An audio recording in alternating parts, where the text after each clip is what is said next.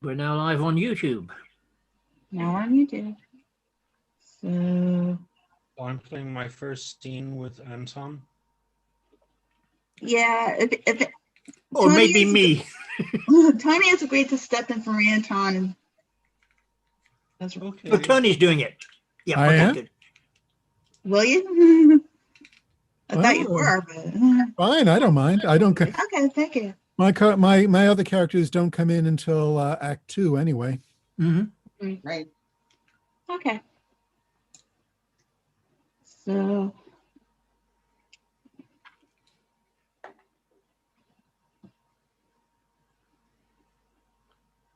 Hello, Derek.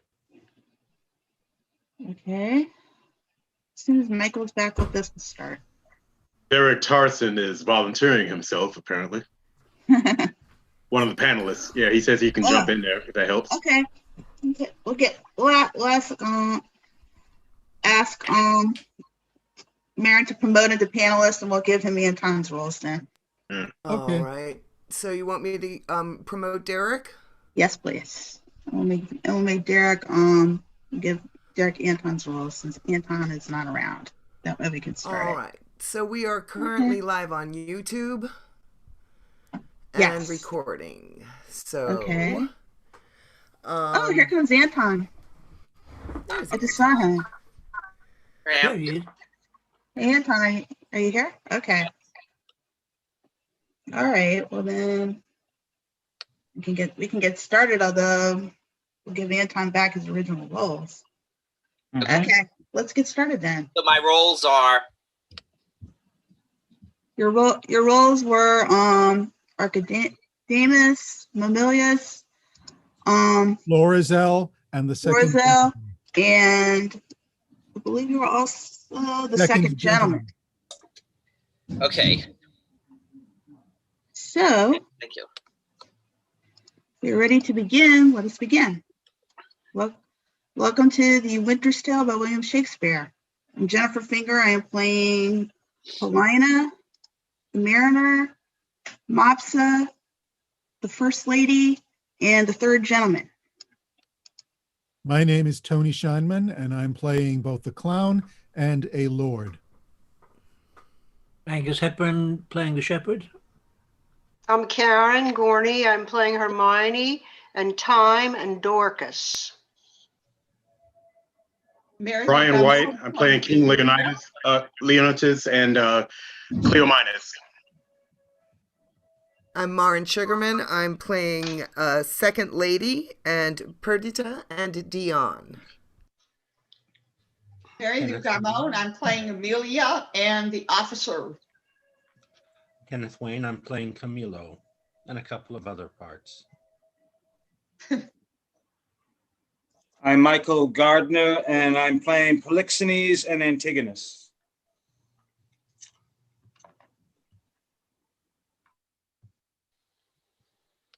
I'm Anton. I'm playing I'm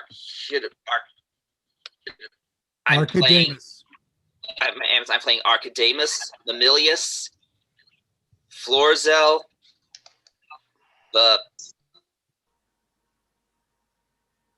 and the second gentleman.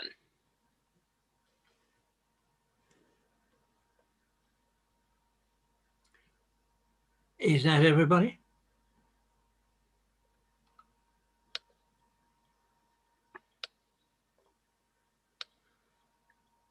Eleanor's coming in later. Okay. So let's get started. The Winter's Tale by William Shakespeare. Is there a script? Where are the scripts? You should have been emailed it. Okay, And please don't forget, everyone, if you're not in the scene, please turn off your video and your microphone. Okay, If Anton doesn't have a script, I'm looking for it. we aren't going anywhere. I'm looking for it.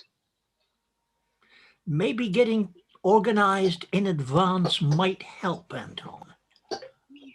I know it's instant Shakespeare, but Well, maybe Was there a link to a script? Where was it? It was emailed- inside an email from Jennifer.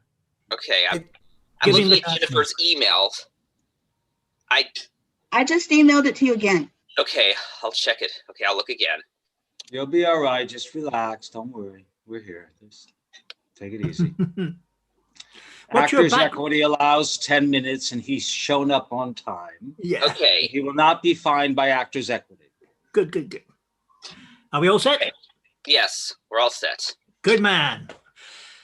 Welcome to The Alright. Winter's Tale by William Shakespeare. Instant Shakespeare Company. Actors primus sine prima, enter Camillo and Archidamus. If you shall chance, Camillo, to visit Bohemia on the like occasion whereon my services are now on foot, you shall see, as I have said, great difference betwixt our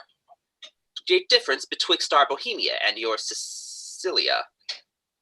I think this coming summer, the King of Sicilia means to pay Bohemia the visitation which he justly owes him.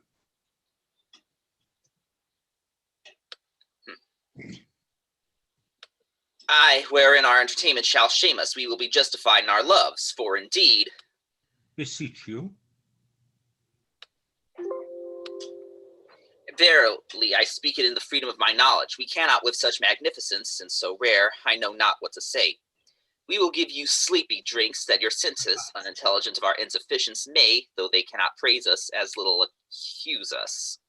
You pay a great deal too dear for what's given freely.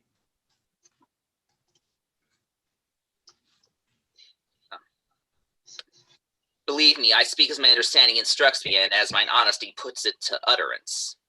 Cecilia cannot show himself overkind to Bohemia.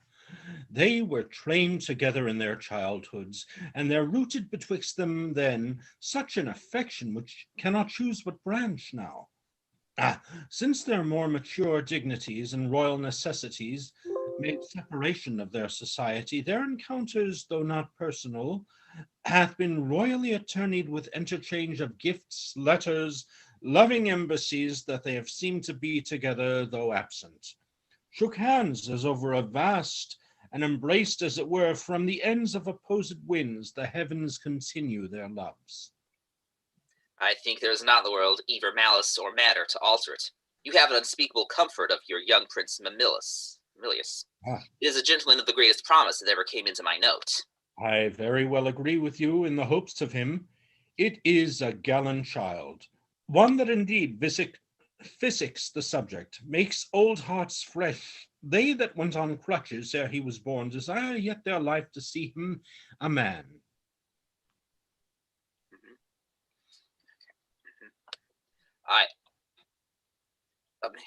Would they else be content to die?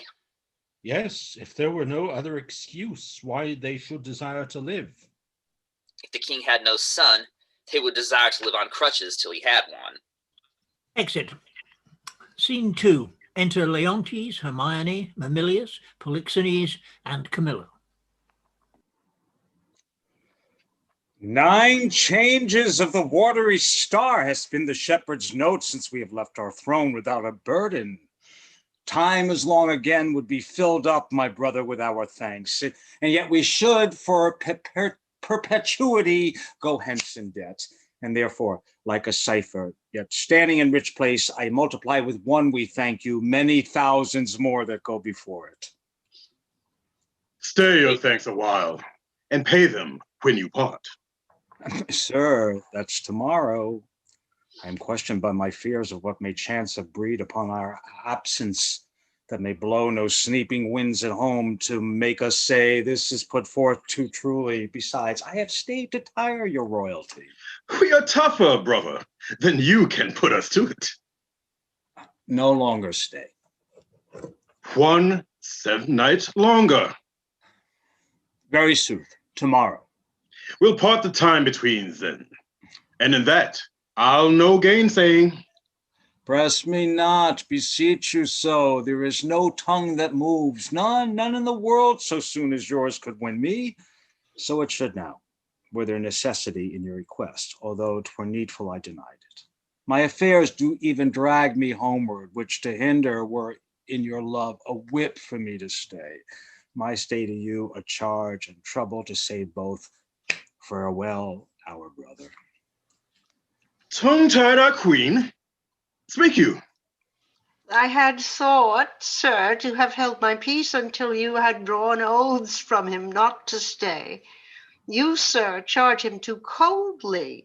Tell him you are sure all in Bohemia is well. This satisfaction the bygone day proclaim. Say this to him, he's beat from his best ward. Well said, Hermione.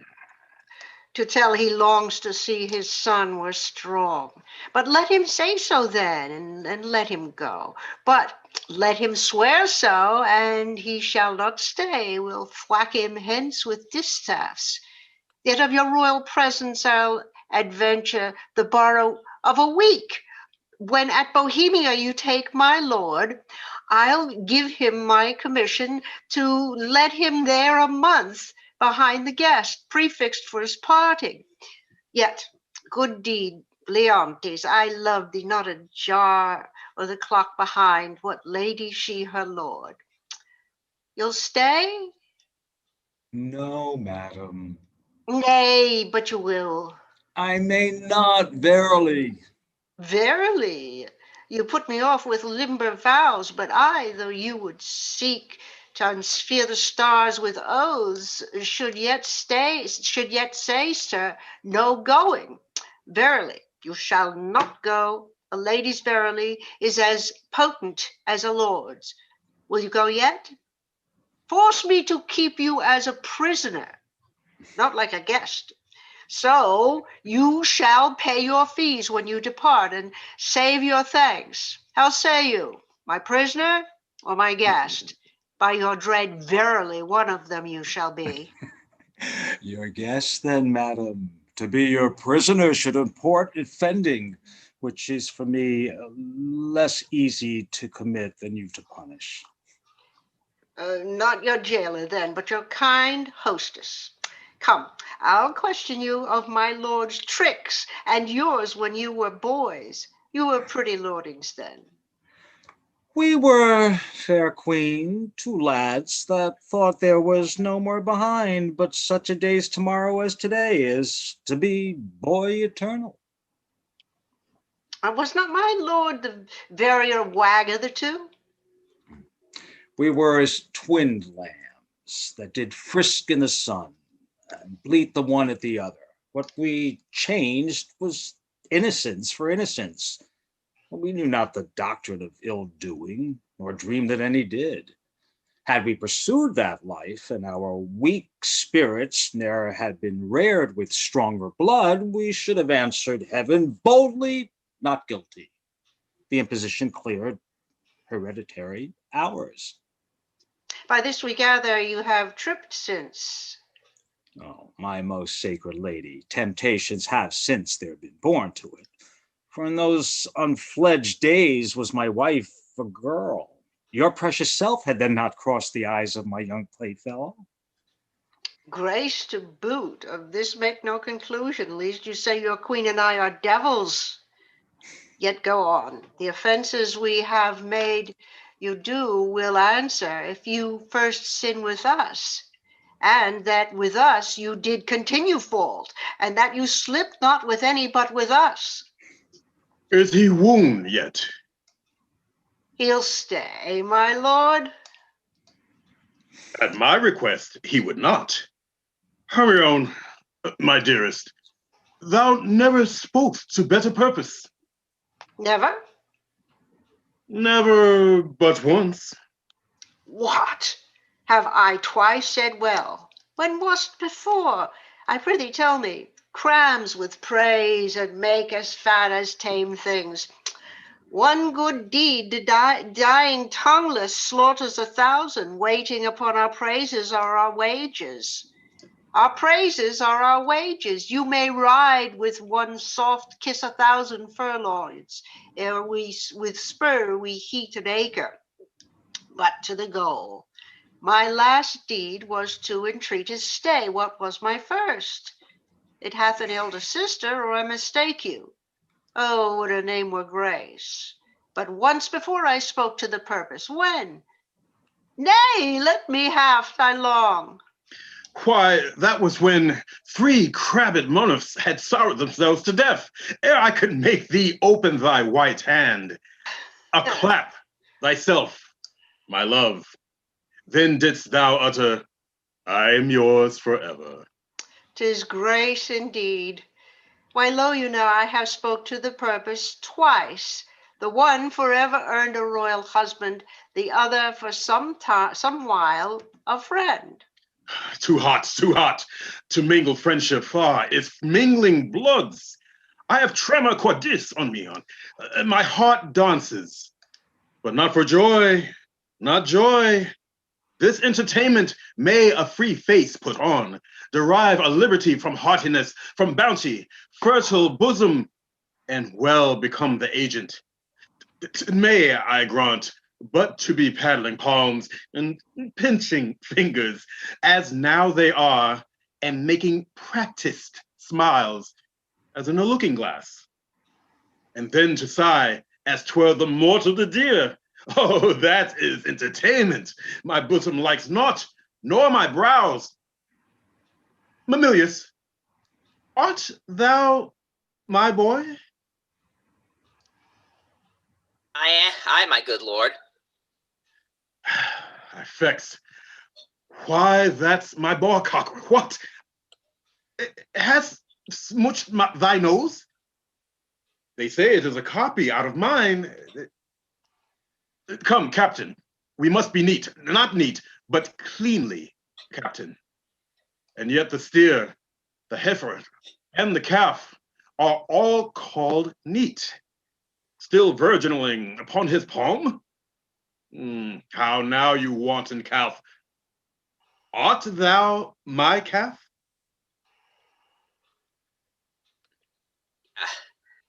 Yes, if you will, my lord.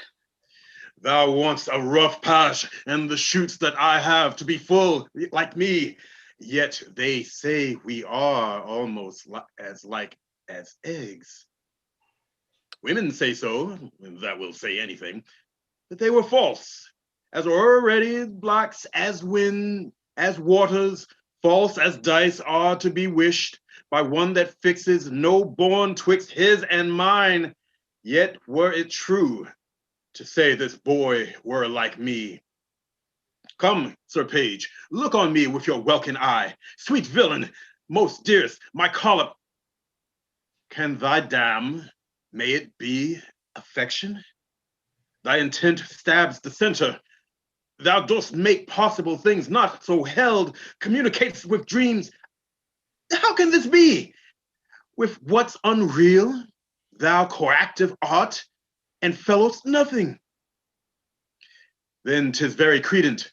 Thou mayst co-join with something, and thou dost, and that beyond commission, and I find it, and that to the infection of my brains and hardening of my brows. What means Cecilia? Is something seems unsettled. How, my lord? What cheer? How is it with you, best brother? You look as if you held a brow of much distraction. Are you moved, my lord? No, in good earnest. How sometimes nature will betray its folly, its tenderness, and make itself a pastime to harder bosoms.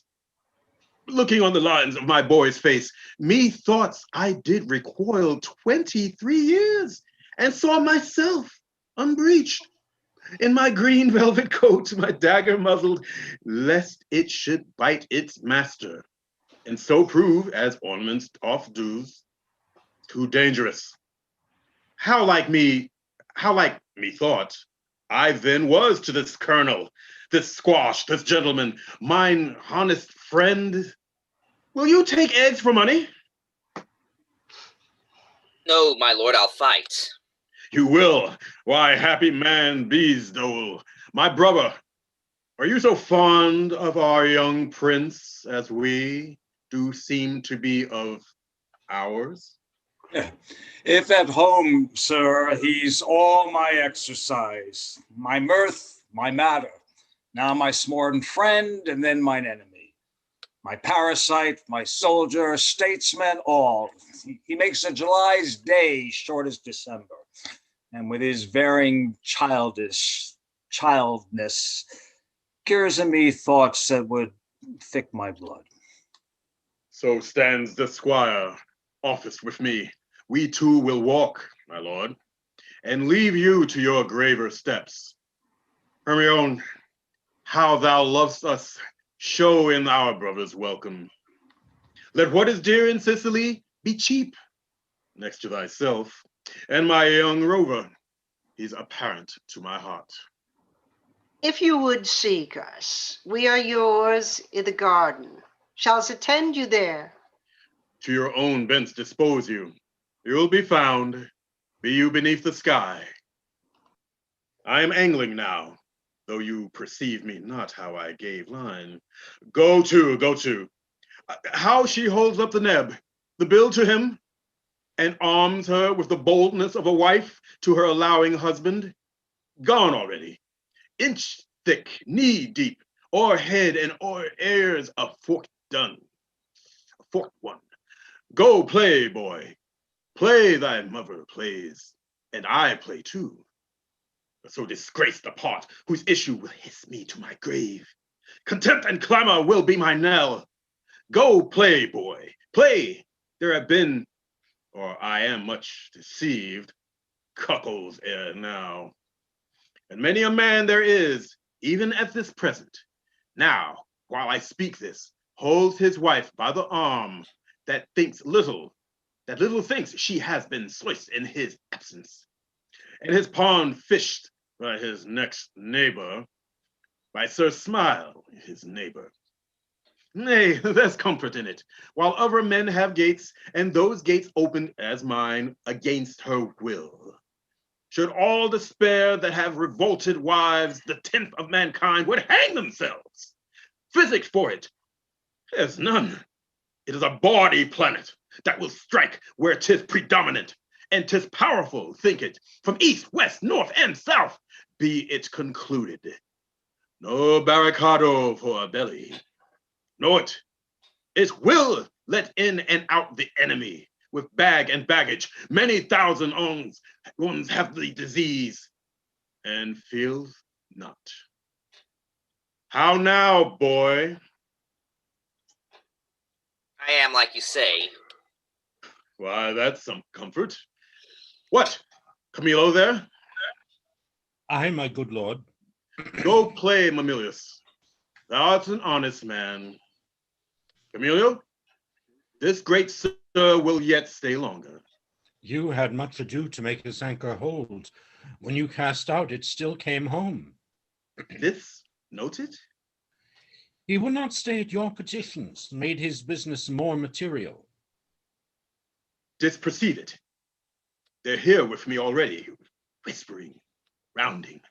Cecilia is so forth, it's far gone. When I shall gust it last. How cam'st, Camillo, that he did stay? At the good queen's entreaty. At the queen's bit. Good should be pertinent, but so it is not. Was this taken by any understanding pate but thine? For thy conceit is soaking, will draw in more than the common blocks. Not noted is, but of the finer natures, by some severals of headpiece extraordinaire. Lower messes, perchance, are to this business purblind. Say. Business, my lord? I think most understand Bohemia stays here longer. Ha! Stays here longer. Aye, but why? To satisfy your highness and the entreaties of our most gracious mistress. Satisfy the entreaties of your mistress? Satisfy? Let that suffice. I have trusted thee, Camillo, with all the nearest things to my heart, as well my chamber councils, wherein, priest-like, thou hast cleansed my bosom. I from thee departed, thy pertinent reformed, but we have been deceived in thy integrity, deceived in that which seems so. Be it forbid, my lord.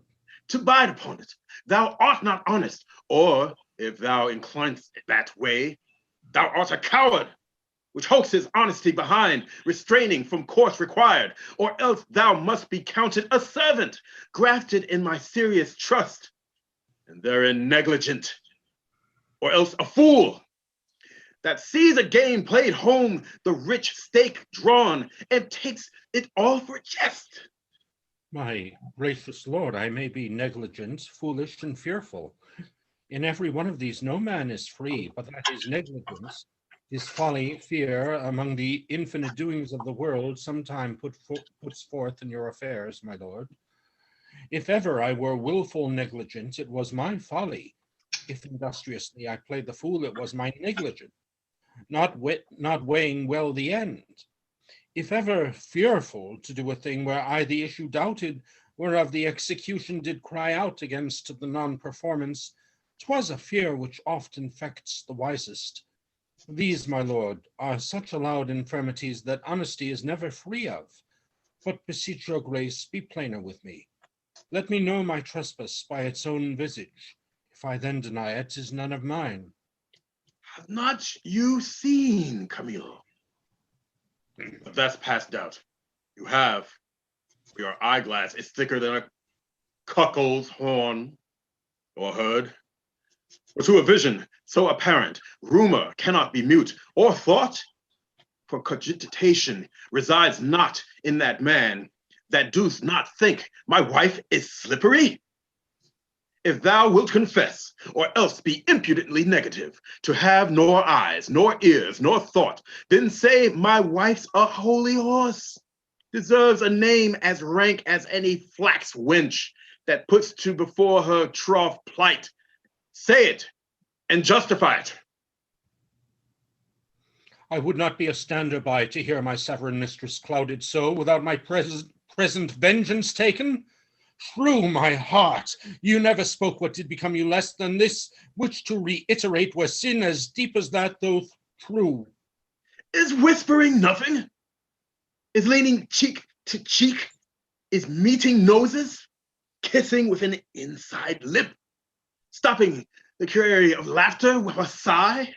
A note infallible of breaking honesty, horsing foot on foot, skulking in corners, wishing clocks more swift, hours, minutes, noon, midnight, and all eyes blind with the pen and web, but theirs only that would seem be wicked. Is this nothing? Life in the world and all that's in it is nothing. The covering sky is nothing. Bohemia is nothing. My wife is nothing. Nor nothing have these nothings, if this be nothing. Would my lord be cured of this diseased opinion, and betimes, for 'tis most dangerous. Sure it be, 'tis true. No, no, my lord. It is. You lie, you lie. I say thou liest, Camilo, and I hate thee. Pronounce thee a gross lout, a mindless slave, or else a hovering temporizer, that canst with thine eyes at once see good and evil, inclining to them both. Were my wife's liver infected as her life, she would not live the running of one glass. Who does infect her? Why, he that wears her like her medal, hanging about his neck, Bohemia, who, if I had servants true about me, that bear eyes to see alike mine honor as their profit, their own particular thrifts, they would do that which undo more doing. I, and thou, his cupbearer, whom I from meaner form have benched and reared to worship, who may see plainly as heaven sees earth, and earth sees heaven, how I am galled, might be spice a cup to give mine enemy a lasting wink, which draught to me were cordial. Sir, my lord, I could do this.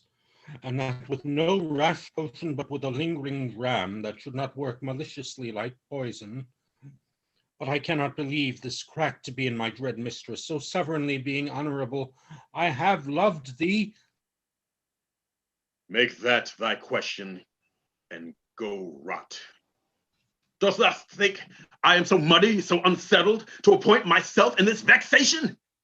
Sully the purity of and whiteness of my sheets, which to preserve is sleep, which being spotted is golds, thorns, nettles, tails of wasps. Give scandal to the blood of the prince, my son, who I do think is mine, and love as mine, without right moving to it. Would I do this? Could man so blench? I must believe you, sir. I do, and will fetch off Bohemia for it, provided that when he's removed, your highness will take again your queen as yours at first, even for your son's sake, and thereby for sealing the injury of tongues in courts and kingdoms known and allied to yours. Thou dost advise me, even so as I mine own course have set down. I'll give no blemish to her honor, none. My lord, go then, and with a countenance as clear as friendship wears at feasts, keep with Bohemia and with your queen. I am his cupbearer. If from me he have wholesome beverage, account me not your servant. This is all. Do it, and thou hast the one half of my heart. Do it not, thou splits thine own. I'll do it, my lord. I will seem friendly, as thou hast advised me. And he exits. O miserable lady, but for me, what case stand I in? I must be the poisoner of good Polixenes, and my ground to do it is the obedience to a master, one who in rebellion with himself will have all that are his, so too. To do this deed, promotion follows. If I could find example of thousands that had struck anointed kings and flourished after, I'd not do it. But since nor brass, nor stone, nor parchment bears not one, let villainy itself forswear it. I must forsake the court. To do it or no is certain to me a breakneck. Happy star, reign now. Here comes Bohemia. Enter Polixenes. This is strange. He thinks my favor here begins to warp, not speak. Good day, Camillo.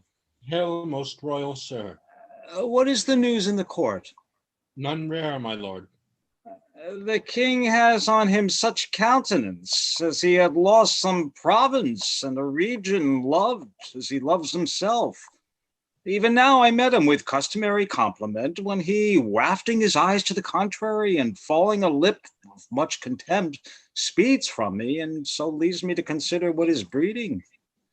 Changes thus his manners. I dare not know, my lord. How dare not? Do not? Do you know and dare not? Be intelligent to me, just thereabouts, for to yourself what you do know you must and cannot say you dare not. Good Camillo, your changed complexions are to me a mirror which shows me change too, for I must be a party in this alteration, finding myself thus altered with it. There is a sickness which puts some of us in distemper, but I cannot name the disease, and it is caught of you that yet are well. How caught of me? Make me not slighted like the ballast. I have looked on thousands who have sped the better. By my regard, but killed none so. Camillo, as you are certainly a gentleman, thereto clerk-like experienced, which no less adorns our gentry than our parents' noble names, in whose success we are gentle, I beseech you, if you know aught which does behove my knowledge, therefore to be informed, imprisoned not in ignorant concealment. I may not answer. A sickness caught of me, and yet I will. I must be answered. Dost thou hear, Camillo? I conjure thee by all parts of man, which honor dues does acknowledge, whereof the least is not this suit of mine, that thou declare what incidency thou dost guess of harm is creeping toward me. How far off? How near? Which way to be prevented, if it be? If not, how best to bear it? Sir, I will tell you. Since I am charged in honor and by him that I think honorable, therefore mark my counsel, which must be even as swiftly followed as I mean to utter it, or both yourself and me cry lost, and so good night. On, good Camillo. I am appointed him to murder you. By whom, Camillo? By the king. For what? He thinks, nay, with all confidence he swears, as he had seen it, or be an instrument to bice you to it, that you have touched his queen forbiddingly. Oh, then my best blood turned to an infected jelly, and my name be yoked with his that did betray the best. Turn my freshest reputation to a savior that make strike the dullest nostril where I arrive, and my approach be shunned. They hate it too, worse than the greatest infection that e'er was heard or read. Swear his thought over by each particular star in heaven, and by all their influences you may as well forbid the sea for to obey the moon, as or by oath remove or counsel shake the fabric of his folly, whose foundation is piled upon his faith and will continue the standing of his body. How should this grow? I know not, but I am sure 'tis safer to avoid what's grown than question how 'tis born. If therefore you dare trust my honesty that lies enclosed in this trunk, which you shall bear along impawned, away tonight. Your followers I will whisper to the business, and will by twos and threes at several posterns clear them of the city. For myself, I'll put my fortunes to your service, which are here by this discovery lost. Be not uncertain, for by the honor of my parents I have uttered truth, which if you seek to prove I dare not stand by, nor shall you be safer than one condemned by the king's own mouth, thereon his execution sworn. I do believe you. I saw his heart in his face. Give me thy hand. Be pilot to me, and thy places shall still neighbor mine. My ships are ready, and my people did expect my hence departure 2 days ago. This jealousy is for a precious creature. She's rare. It must be great. And as his person's mighty, must it be violent. And as he does conceive he is dishonored by a man which ever professed to him, why his revenges must in that be made more bitter. Fear overshades me. Good expedition, be my friend, and comfort the gracious queen. Part of his theme, but nothing of his ill-taken suspicion. Come, Camillo. I will respect thee as a father if thou bearest my life off hence. Let us avoid. It is in mine authority to command the keys of all the posterns. Please your highness to take the urgent hour. Come, sir, away. And their exit. Actus secundus, scena prima, enter Hermione, Mamilius, ladies, Leontes, Antigonus, and lords. Oh, take the boy to you. He so troubles me 'tis past enduring. Gracious lord, shall I be your playfellow? No, I'll none of you. Why, my sweet lord? You'll kiss me hard and speak to me as if I were a baby still. I love you better. And why so, my lord? Not for because your brows are blacker, yet black brows may become common best, so that there not be too much hair there, but in a semicircle or a half moon made with a pen. Who taught this? I learned it out of women's faces. Pray now, what color are your eyebrows? Blue, my lord. Nay, that's a mock. I have seen a lady's nose that has been blue, but not her eyebrows. Hark ye, the queen your mother rounds apace. We shall present our services to a fine new prince one of these days, and then you'll want with us, if we would have you. She is spread of late into a goodly bulk. Good time encounter her. What wisdom stirs among you? Come now, sir, I am for you again. Pray you sit by us and tell the tale. Merry or sad shall it be? As merry as you will. A sad tale's best for winter. I have one of sprites and goblins. Let's have that, good sir. Come on, sit down. Come on, do your best to fright me with your sprites. You're powerful at it. There was a man. Nay, come sit down, then on. Dwelt by a churchyard, I will tell it softly. Yond crickets shall not hear it. Come on, then, and give it me in mine ear. Was he met there? His train? Camillo with him? Behind the tuft of trees I met them. Never saw I men scour so on their way. I eyed them even to their ships. How blessed am I in my just censure, in my true opinion? Alack, for lesser knowledge, how accursed in being so blessed. There may be in the cup a spider steeped, and one may drink, depart, and yet partake no venom. For his knowledge is not infected. But if one present, the abhorrent ingredients to his eye make known how he hath drunk, he cracks his gorge, his sides with violent hefts. I have drunk and seen the spider. Camillo was his help in this. It's Pandar. There is a plot against my life, my crown. All's true that is mistrusted. That false villain whom I employed was pre-employed by him. He has discovered my design, and I remain a pitched thing. Yea, a very trick for them to play at will. How came the postern so easily open? By his great authority, which hath no less prevailed than so on your command. I know too well. Give me the boy. I am glad you did not nurse him, though he does bear some signs of me. Yet you have too much blood in him. What is this? Sport? Bear the boy hence. He shall not come about her. Away with him, and let her sport herself with that she's big with. For 'tis Polixenes, has made thee swell thus. But I'll say he had not, and I'll be sworn you would believe my saying, howe'er you lean to the nayward. You, my lords, look on her, mark her well. Be but about to say she is a goodly lady, and the justice of your hearts will thereto add, 'tis pity she's not honest, honorable.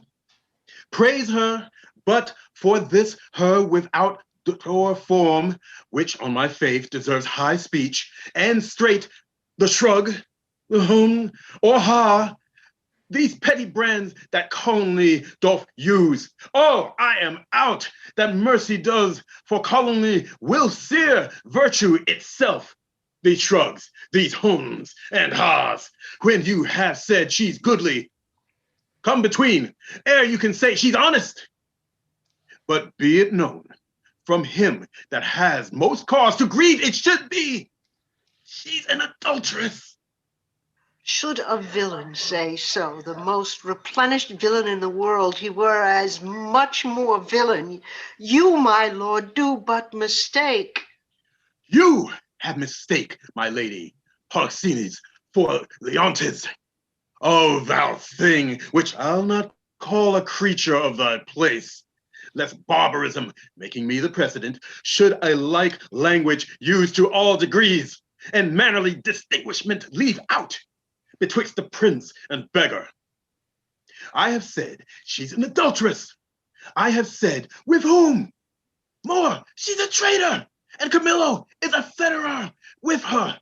and one that knows what she should shame to know herself, but with her most vile principle, that she's a bed swarmer, even as bad as those that vulgars give bold titles. Aye, and privy to this their late escape. No, by my life, privy to none of this. How will this grieve you when you shall come to clearer knowledge that you thus have published me?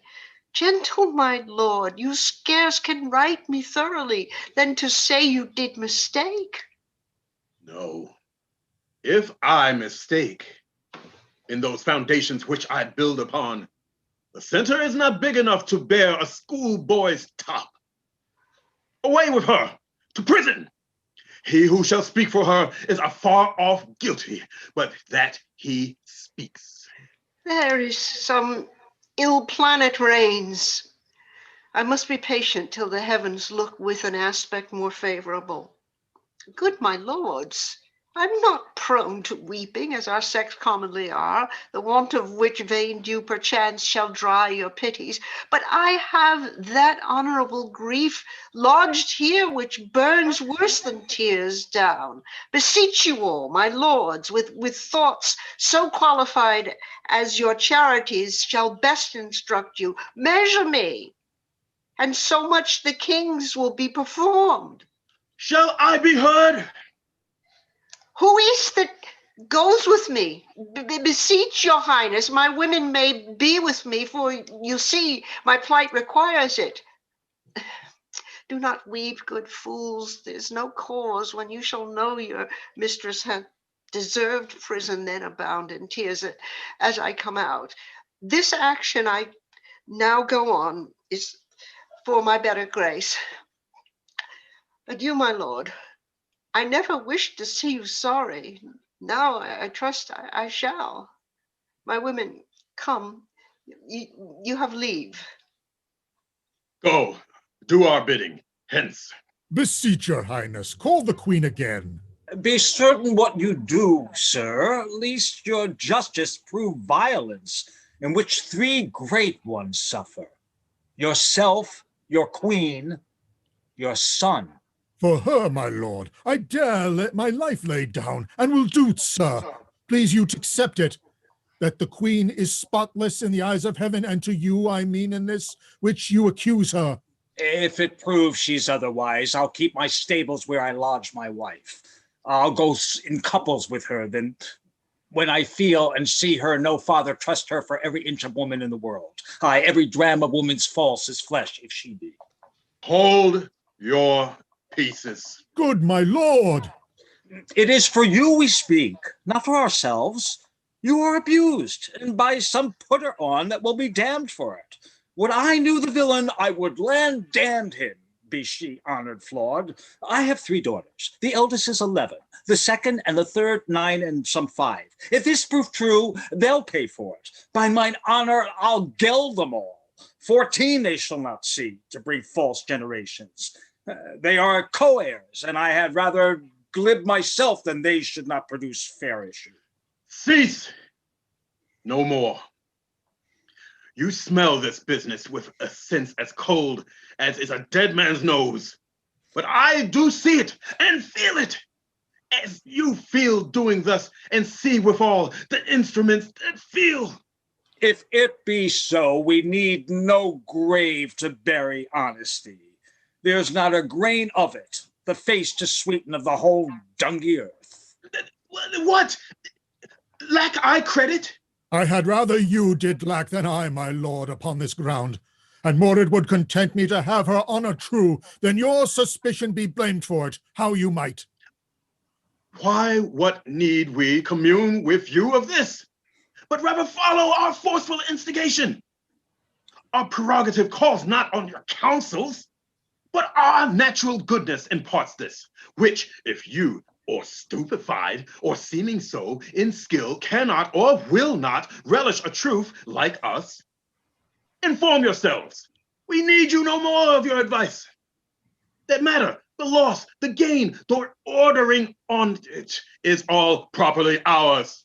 And I wish, my liege, You had only in your silent judgment tried it without more overture. Oh, could that be? Either thou art most ignorant by age, or thou wert born a fool. Camillo's flight added to their familiarity, which was as gross as ever touched conjecture, that lacked sight only, not for approbation, but only seeing all other circumstances made up to the deed, doth push on this proceeding. Yet, for a greater confirmation, for in an act of this importance, 'twere most piteous to be wild, I have dispatched in post to sacred Delphos, to Apollo's temple, Cleomans and Dion, whom you know of sufficiency. Now from the oracle they will bring all whose spiritual counsel shall stop or spur me. Have I done well? Well done, my lord. Well done. Though I am satisfied and need no more than what I know, yet shall the oracle give rest to the minds of others, such as he whose ignorant credulity will not come up to the truth. So have we thought it good from our free person, she should be confined, lest that the treachery of the two fled hence be left her to perform. Come, follow us. We are to speak in public, for this business will raise us all. To laughter, as I take it, if the good truth were known. They exit. Scene 2. Enter Paulina, a gentleman, the jailer, and Emilia. The keeper of the prison called to him. Let him have knowledge who I am.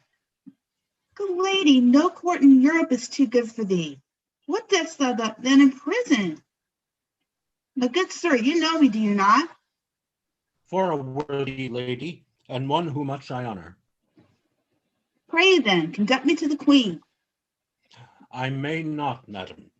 To the contrary, I have express commandment. Here's a do to lock up honesty and honor from the access of gentle visitors. Is it lawful, pray, to see her women? Any of them? Emilia? So please you, madam, to put apart these your attendants, I shall bring Emilia forth. I pray now call her, withdraw yourselves. And madam, I must be present at your conference. Oh, be it so. Prithee, here's such a do to make no stain, a stain as passes coloring. Dear gentlewoman, how fares our gracious lady?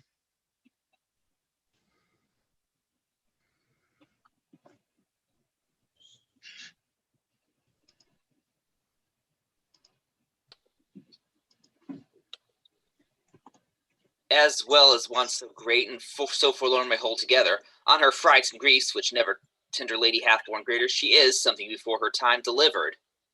A boy? A daughter and a goodly babe, lusty and like to live. The queen receives much comfort in't. Says my poor prisoner, I am innocent as you. I dare be sworn. These dangerous, unsafe lunatics in the king beshrew them. He must be told on it, and he shall. The office becomes a woman best. I'll take it upon me. If I prove honey mouth, let my tongue blister, and never look to my red look anger be the trumpet anymore. Pray you commend my best obedience to the queen. If she dares trust me with her little babe, I'll show it to the king, and undertake to be her advocate to the loudest. We do not know how he may soften at the sight of the child. The silence often of pure innocence persuades when speaking fails.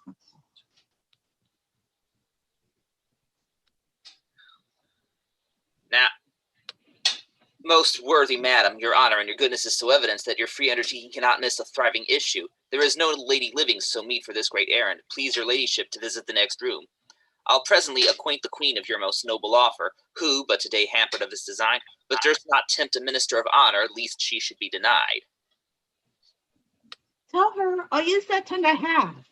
If wit flow from it as boldness from my bosom, let not be doubted I shall do good.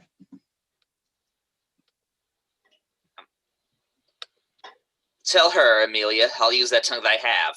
If wit flow from't, As boldness for my bosom, let's not be doubted, I shall do good. Oh, most worthy madam, your honor and your goodness is so evident that your free undertaking cannot miss a thriving issue. There is no lady living so meet for this great errand. Please your ladyship to visit the next room. I'll presently acquaint the queen of your most noble offer, who but today hammered of this design, but durst not tempt a minister of honor, lest she should be denied.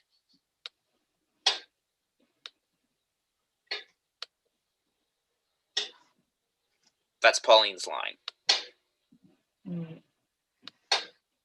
Tell her that I'll use that tongue I have. If wit flow from it is boldness from my bosom, let it not be doubted I shall do good.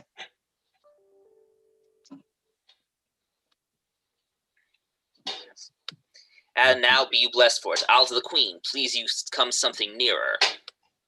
Madam, if it please the queen to send the babe, I know not what I shall incur to pass it, having no warrants. You needs not fear it, sir. This child is prisoner to the womb, and is by law and process of great nature, thence free and enfranchised, not a party to the anger of the king, nor guilty of, if any be, the trespass of the queen. I do believe it. Do not you fear, upon mine honor, I will stand betwixt you and danger.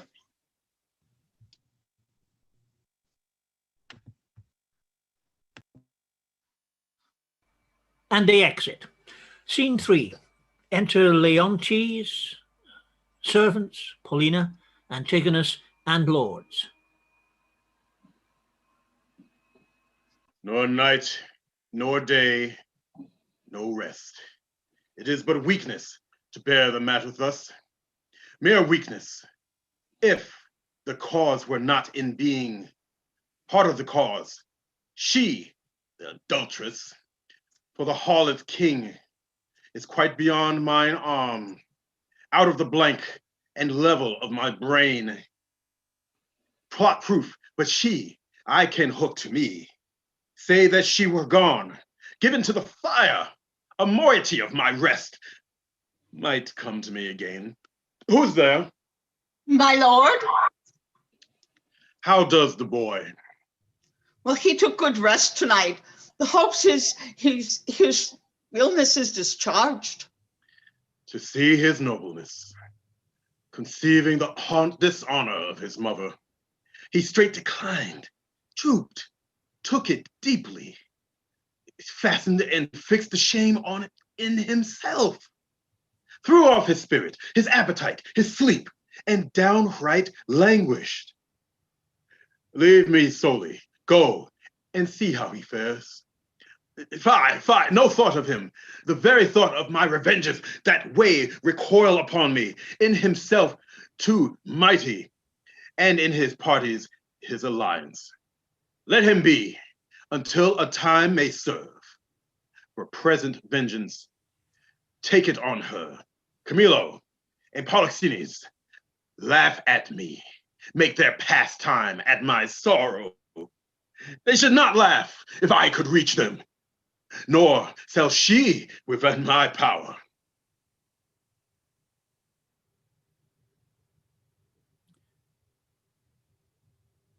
Enter Paulina.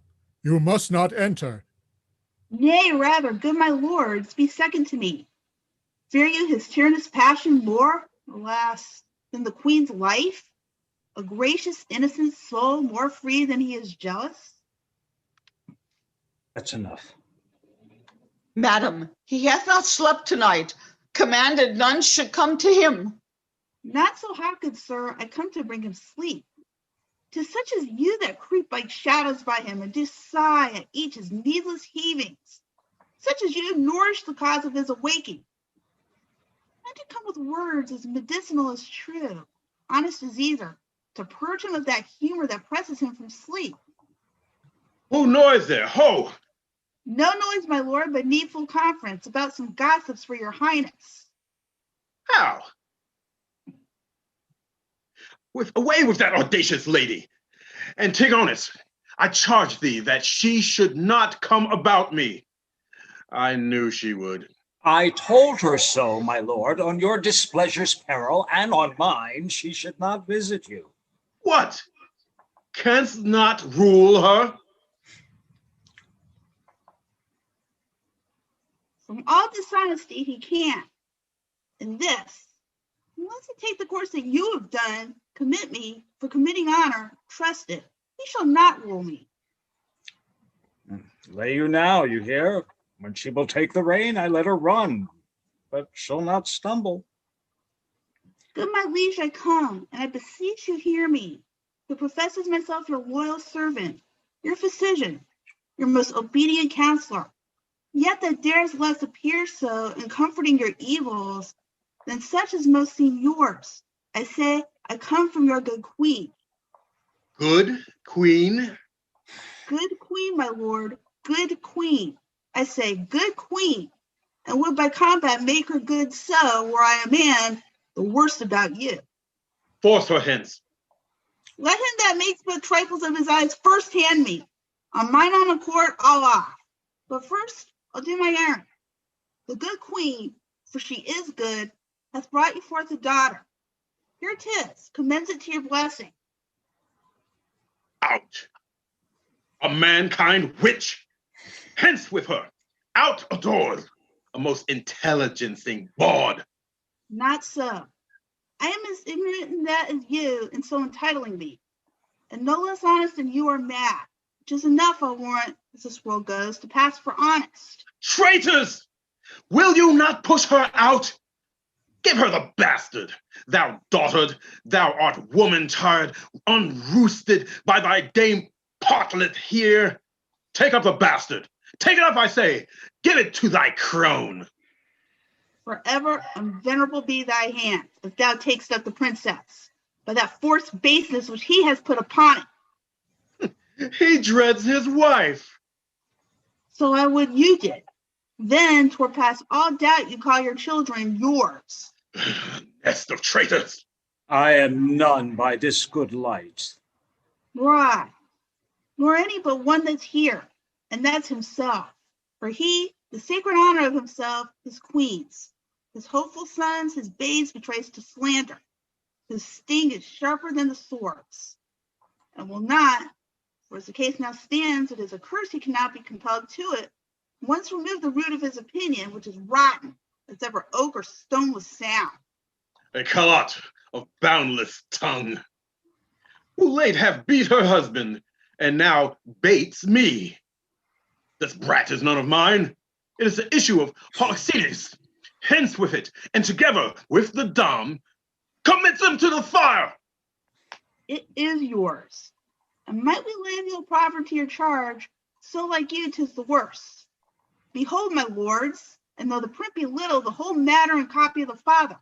Eye, nose, lip, the trick of his frown, his forehead, nay, the valley, the pretty dimples of his chin and cheek, his smiles, the very mold, the frame of hand, nail, finger.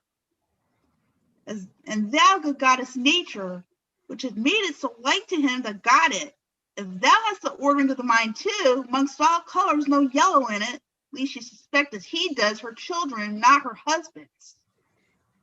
A gross hag. And Lozelle, thou art worthy to be hanged, that wilt not stay her tongue. Hang all the husbands that cannot do that feat. You'll leave yourself hardly one subject. Once more, take her hence. A most unworthy and unnatural lord can do no more. I'll have thee burnt. I care not. It is the heretic that makes the fire, not she which burns in it. I'll not call you tyrant, but this most cruel usage of your queen, not able to produce more accusation than your own weak-hinged fancy, something savors of tyranny and will ignoble make you, yea, scandalous to the world. On your allegiance, out of the chamber with her. Were I a tyrant, where were her life? She durst not call me so, if she did know me one. Away with her! I pray you do not push me. I'll be gone. Look to your babe, my lord. 'Tis yours. Jove sent her a better guiding spirit. What needs these hands? You that are thus so tender o'er his follies will never do him good. Not one of you. So, farewell. You're gone. Exits. Thou, traitor, hast set on thy wife to this. My child, away with it. Even thou, that hast a heart so tender o'er it, take it hence, and see it instantly consumed with fire.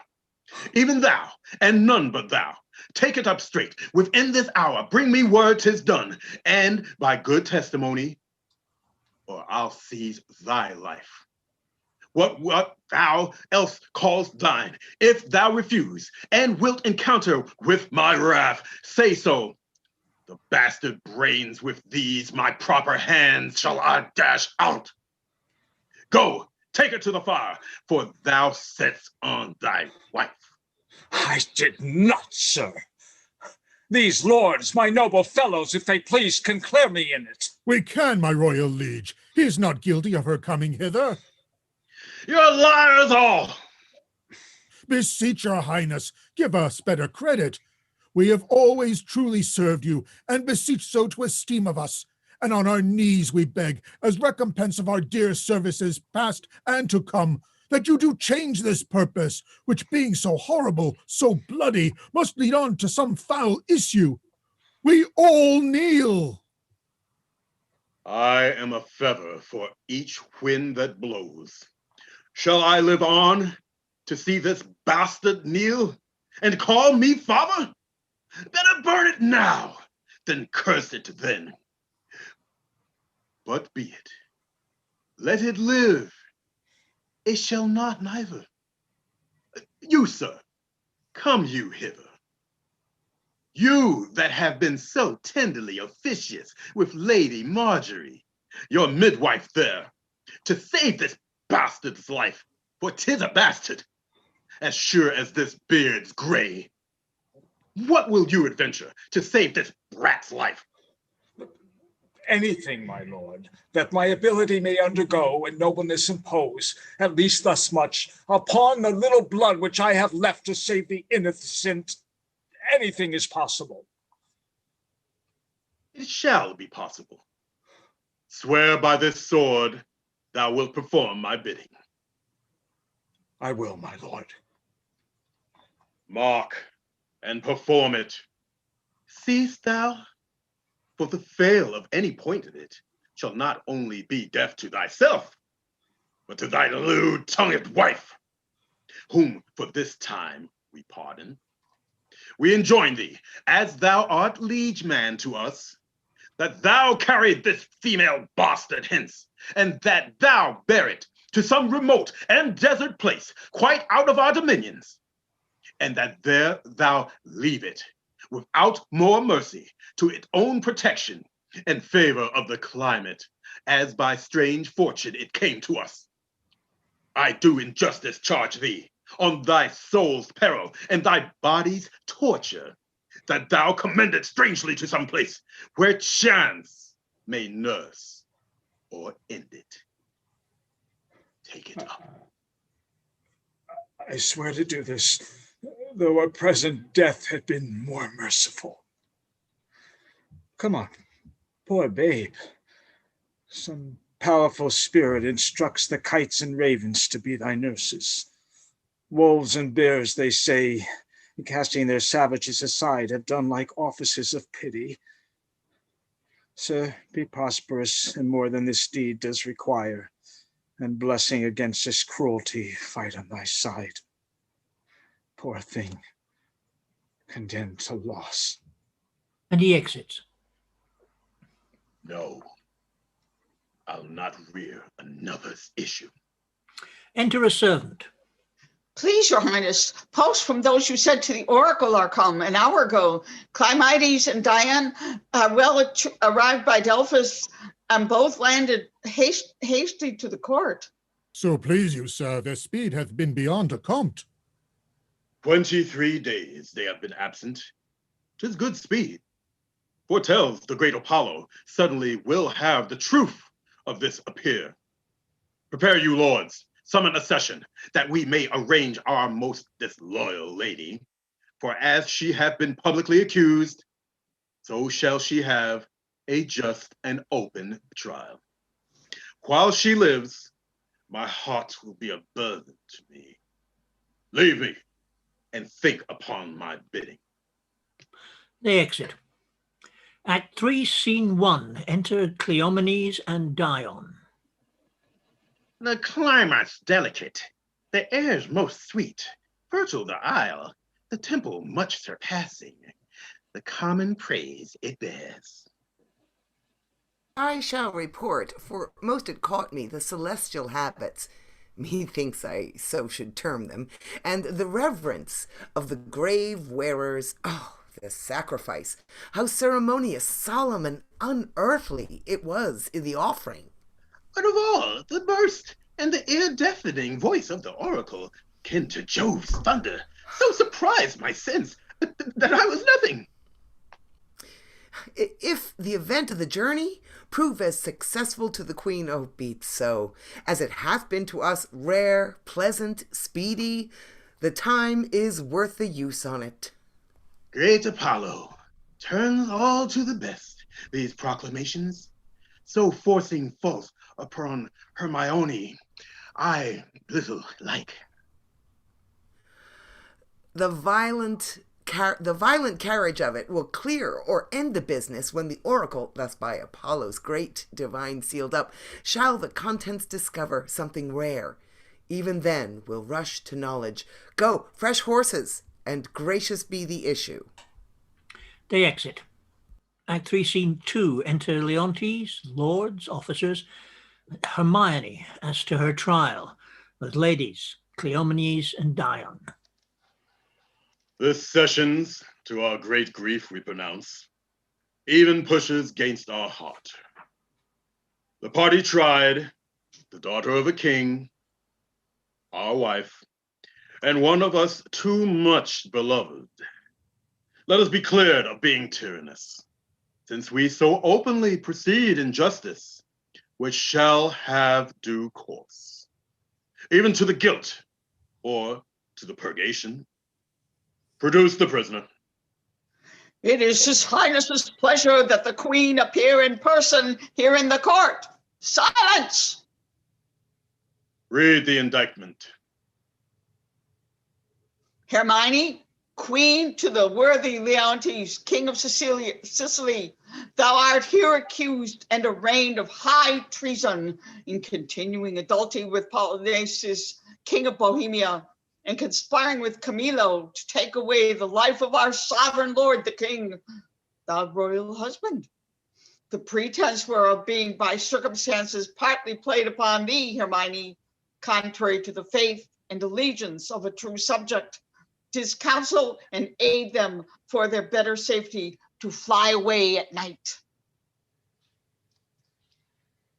Since what I am to say must be but that which contradicts my accusation, and the testimony on my part no other but what comes from myself, it shall scarce boot me to say not guilty. Mine integrity being counted falsehood shall, as I express it, be so received. But thus, if powers divine behold our human actions as they do, I doubt not then but innocence shall make false accusation blush and tyranny tremble at patience. You, my lords, best know whom least will seem to do so. My past life hath been as continent, as chaste, as true as I am now unhappy, which is more than history can pattern, though devised and played to take spectators. For behold me, a fellow of the royal bed, which owe a moiety of the throne, a great king's daughter, the mother to a hopeful prince, here standing to prate and talk for life and honor, for who please to come and hear. For life, I prize it as I weigh grief, which I would spare. For honor, 'tis a derivative from me to mine, and only that I stand for. I appeal to your own conscience, sir. Before Polixenes came to our court, how I was in your grace, how merited to be so, Since he came with that encounter so uncurrent, I have strained to appearance thus, if not one jot beyond the bound of honor, or in act or will, that way inclining hardened the hearts of all that hear me, and my nearest of kin cry fie upon my grave. I've never heard yet that any of these bolder vices wanted less impudence to gainsay what they did than to perform it first. It's true enough, though 'tis a saying, sir, not due to me. You will not own it.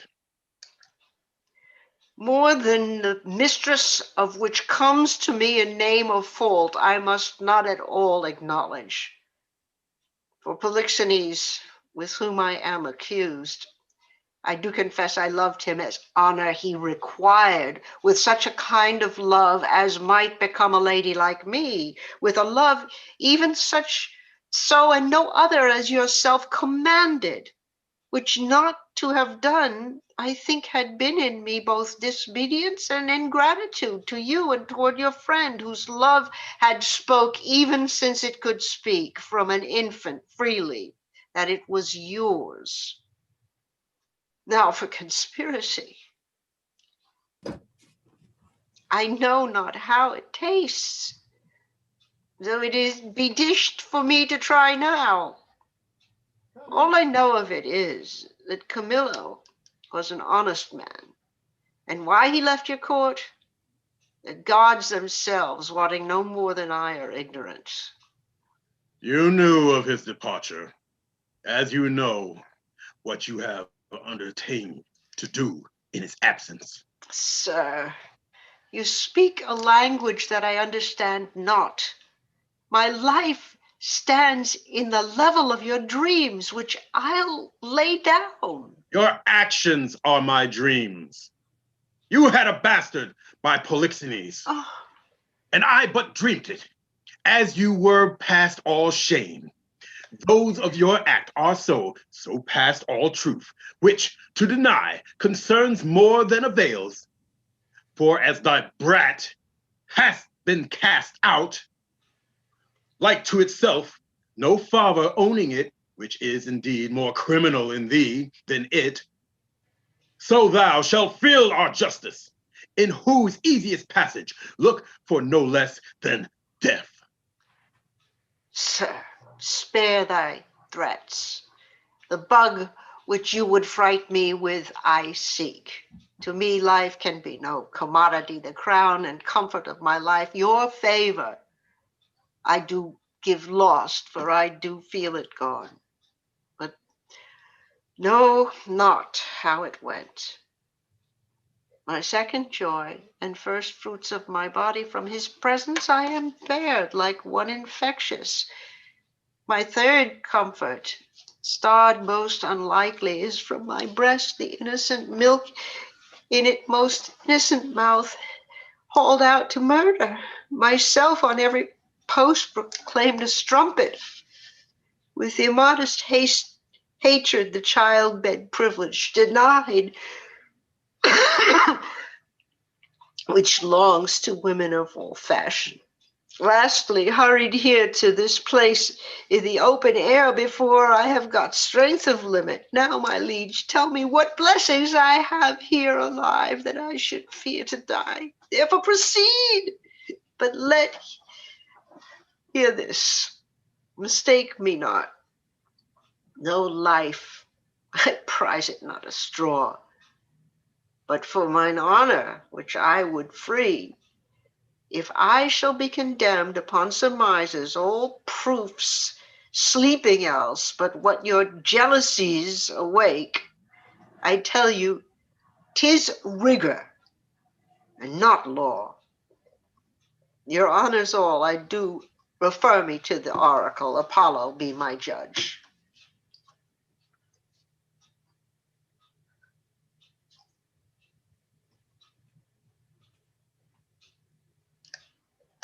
This Your year, request is altogether just. Therefore, bring forth and in Apollo's name his oracle. The emperor of Russia was my father. Oh, that he were alive and here beholding his daughter's trial, that he did but see the flatness of my misery, yet with eyes of pity, not revenge.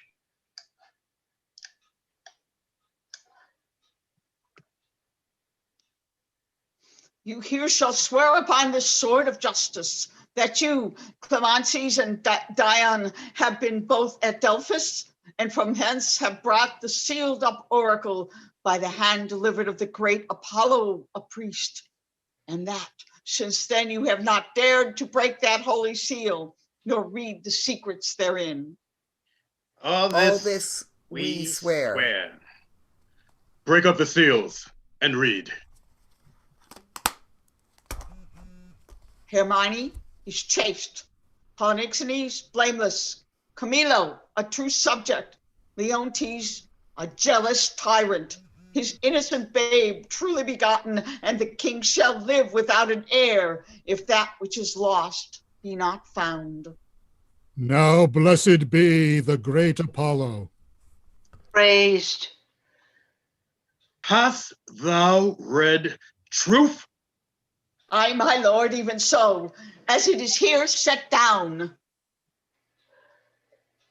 There is no truth at all in the oracle. The session shall proceed. This is mere falsehood. My lord, the king. What is the business? Oh, sir, I shall be hated to report it. The prince, your son, was mere conceit and fear of the queen's speed, is gone. How? Gone? He is dead.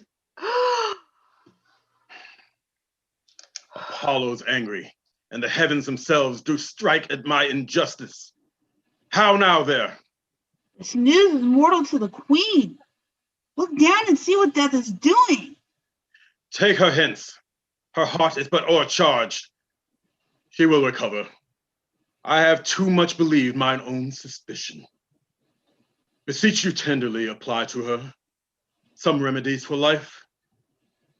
Apollo, pardon my great profanity against thine oracle. Reconcile me to Polixenes.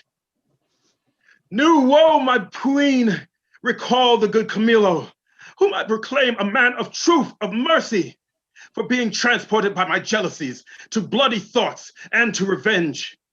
I choose Camillo for the minister, to poison my friend Polixenes, which had been done, but that the good mind of Camillo tardied my swift command.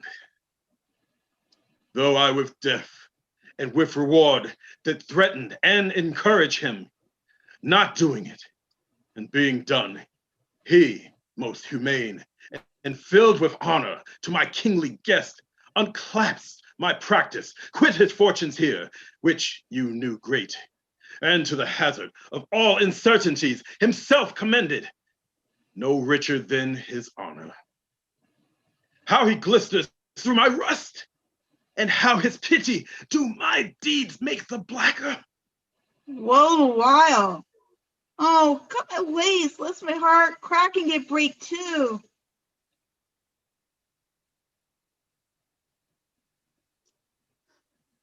What fit is this, good lady? What steady torments tyrant has for me? What wheels, racks, fires? What, flame, boiling? And leads or oils? What old or newer torture must I receive? Because every word deserves to taste as thy most worst. Thy tyranny, together working with thy jealousies, fancies too weak for boys, too green and idle for girls of 9. Oh, think what they have done, and then run mad indeed, stark mad. For all thy bygone fooleries were but spices of it. That thou betrayest Polixenes was nothing, but show thee of a fool, inconstant, and damnable ingrateful. Nor was it much. Thou wouldst to poison good Camilla's honor to have him kill a king. Poor trespasses, more monstrous standing by. Whereof I reckon the casting forth to crows thy baby daughter. to be or none, a little, though a devil would have shed water out of fire, or don't. Nor is it directly related to thee, the death of the young prince, his honorable thoughts high for one so tender, cleft the heart that could conceive a gross and foolish sire, blemish his gracious dam. This is not, no, laid to thine answer, but the last. Oh, lords, when I have said, cry woe, the queen, the sweetest, dearest creature's dead, and vengeance for it not dropped down yet. The higher powers forbid. I say she's dead. I'll swear. If word or oath prevail not, go and see. If you can bring tincture or luster in her lip, or eye heat outwardly or breath within, I'll serve you as I would do the gods. But, oh thou tyrant, do not repent these things, for they are heavier than all thy woes can stir. Therefore I betake thee to nothing but despair. 1,000 knees, 10,000 years together, naked, fasting upon a barren mountain, and still winter and storm perpetual could not move the gods to look that way that were.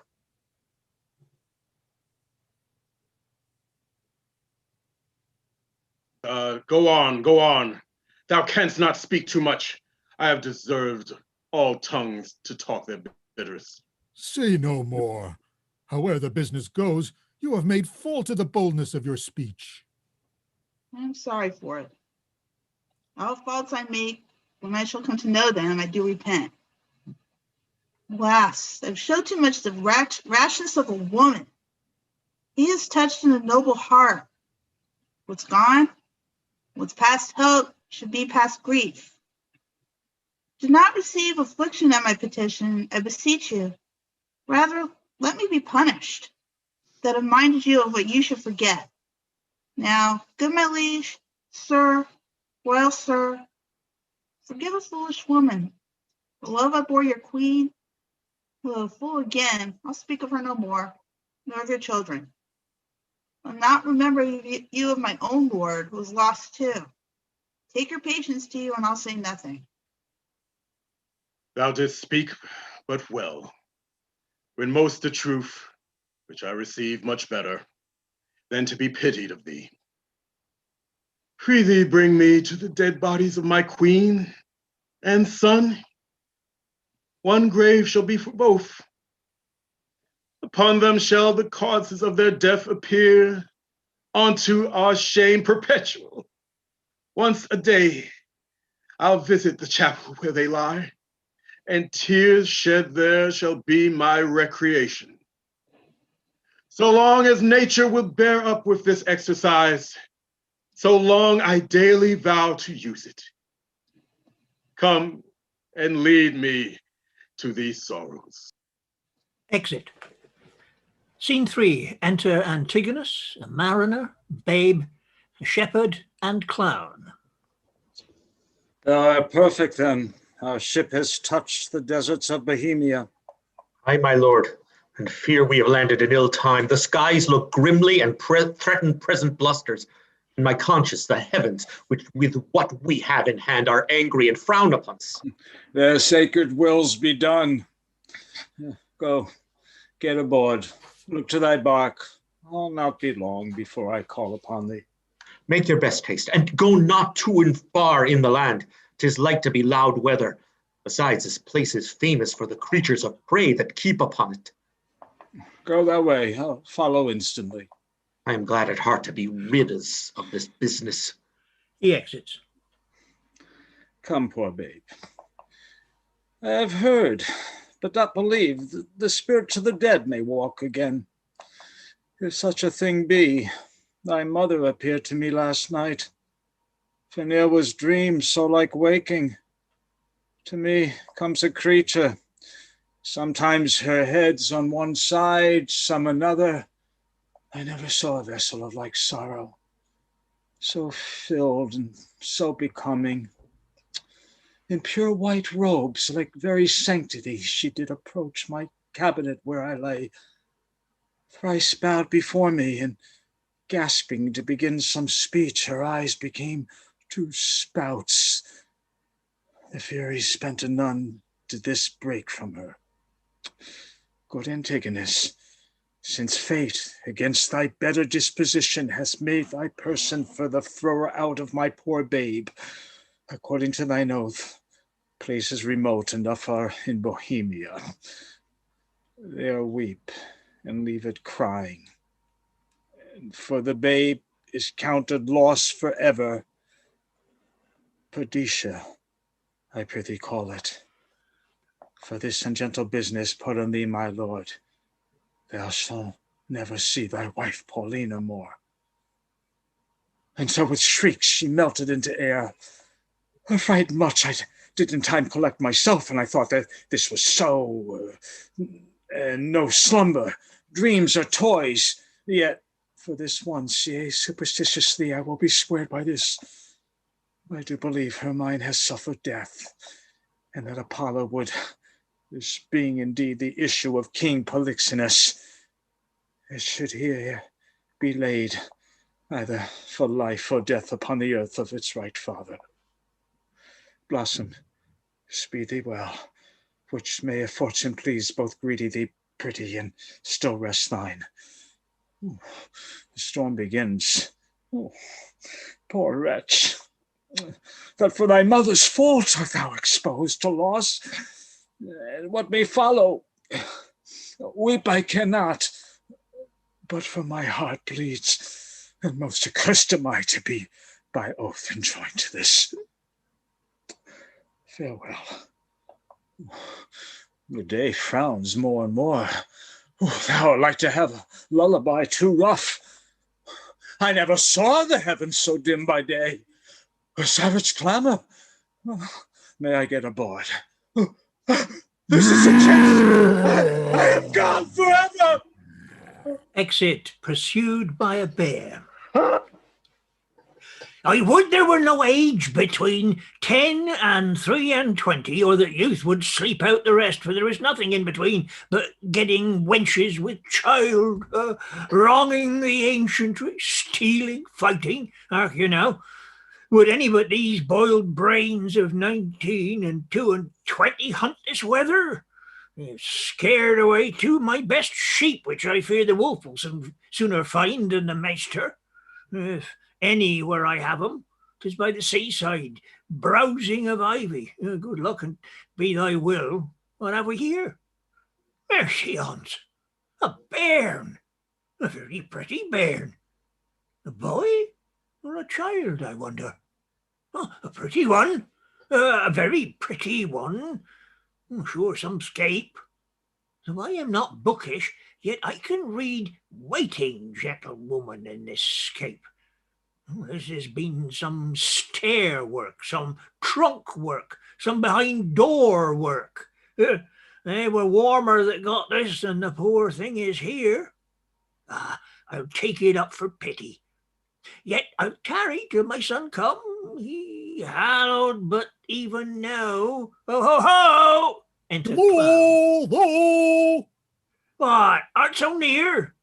If thou'lt see a thing to talk on when thou art dead and rotten, come hither. What ails thou, man? I have seen two such sights by sea and by land, but I am not to say it is a sea, for it is now the sky. Betwixt the firmament and it, you cannot thrust a bodkin's point. Why, boy, how is it? I would you did both see how it chafes, how it rages, how it tights up the shore. Oh, but that's not to the point. Oh, the most piteous cry of the poor souls, sometimes to see 'em and not to see 'em. Now the ship bearing the moon with her mainmast, and anon swallowed with yeast and froth, as you'd thrust a cork into a hogshead. Oh, and then for the land service, to see how the bear tore out his shoulder bone, how he cried to me for help, and said his name was Antigonus, a nobleman. But to make an end of the ship, to see how the sea flat dragoned it, but first how the poor souls roared and the sea mocked them, and how the poor gentleman roared and the bear mocked him, both roaring louder than the sea or weather. Name of mercy, when was this, boy? Oh, no, no, I have not winked since I saw these sights. The men are not yet cold under water, nor the bear hath dined on the gentleman. He's at it now. Would I had been by to have helped the old man. Why would you have been by the ship's side to have helped her? There your charity would have lacked footing. Heavy matters, heavy matters. Oh, but look thee here, boy. Now bless thyself. Thou metst with things dying, I with things new born. Oh, here's a sight for thee, look thee. A bearing cloth for a squire's child, eh? Look thee here. Take up, boy. Open. So. So let's see it. It was told me that I should be rich by the fairies. Oh, this is some changeling. Opened. What's within, boy? You're a mad old man. If the sins of your youth are forgiven you, you're will to live. Gold! All gold! Oh, this is fairy gold, boy, and will prove so. Up with it. Keep it close. Home. The next way. We are lucky, boy, and to be so still requires nothing but secrecy. Let my sheep go. Come, good boy, the next way home. Go you the next way with your findings. I'll go see if the bear be gone from the gentleman, and how much he hath eaten. They are never cursed but when they are hungry. If there be any of him left, I'll bury it. Oh, that's a good deed. If thou mayst discern by that which is left of him what he is, fetch me to the sight of. Oh, marry will I, and you shall help to put him in the ground. Oh, 'tis a lucky day, boy, and we'll do good deeds on't. They exit. Act 4, Scene 1. Enter time and the chorus.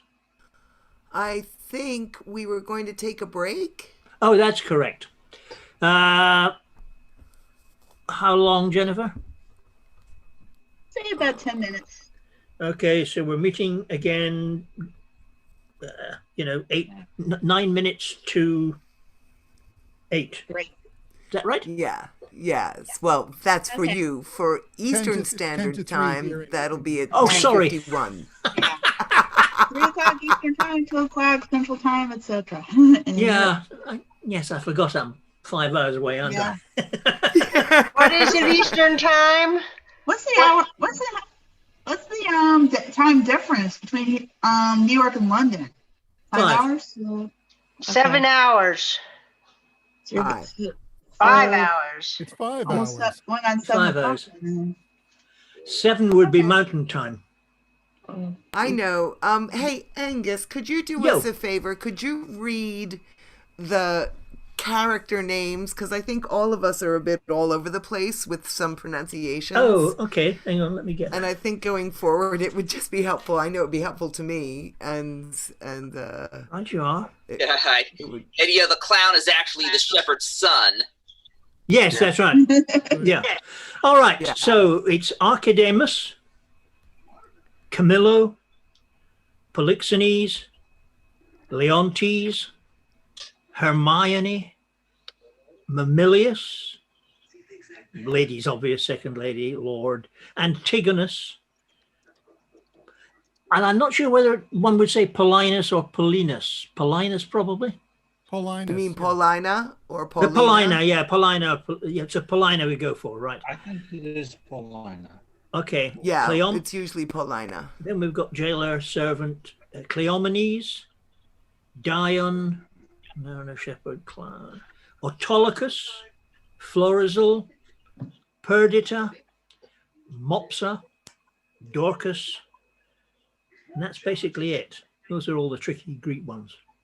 Cool. Thank you. That's very helpful. I Thank hope that you. helps others. Yeah. looks like All we right. had, So we reconvene in 7 minutes Okay. or Yeah. 8 minutes. looks like we had somebody who's making a lot of really weird things in the chat. Yeah. Yeah. That got Yeah, they're gone offensive. Yeah. That got offensive. now. They did. Is They there had to anything they had to also more take some out of the Q&A because there were some people Oh yeah. using truly offensive words. Who's- Somebody called Who? Martin. Yeah. Oh, he's Yeah. not. I don't think see they call him that here. Zoom bombing. Is that What what it happened? is? Yeah. Bombed. Yeah. What Yeah. happened? It was Is there Zoom anything It that was just can be done about that? That no. we can, unfortunately, it was, I found it very distracting. What are you I- talking Yeah. about? I missed found it chat, offensive. somebody named Martin left some very offensive messages. Oh yeah. Here? Yeah, that's not cool. Or Yeah. M. That means that they were a troll? How'd they get in here? The No. security on Zoom is not stunning.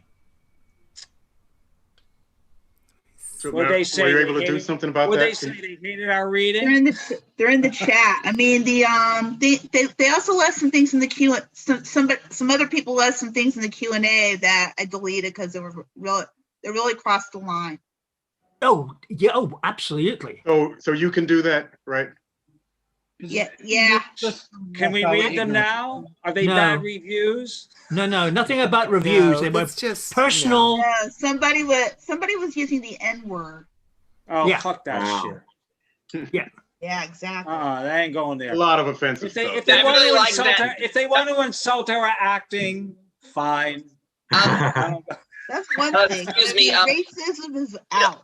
I must say, I like the shepherd's speech. I would there were no age between 10 and 3 and 20. Yeah. Fine speech, Well, yes. If you all I go know into is that if they want to say anything about, boy, I said, boy, this guy is really screwing up words. I can't argue with them there.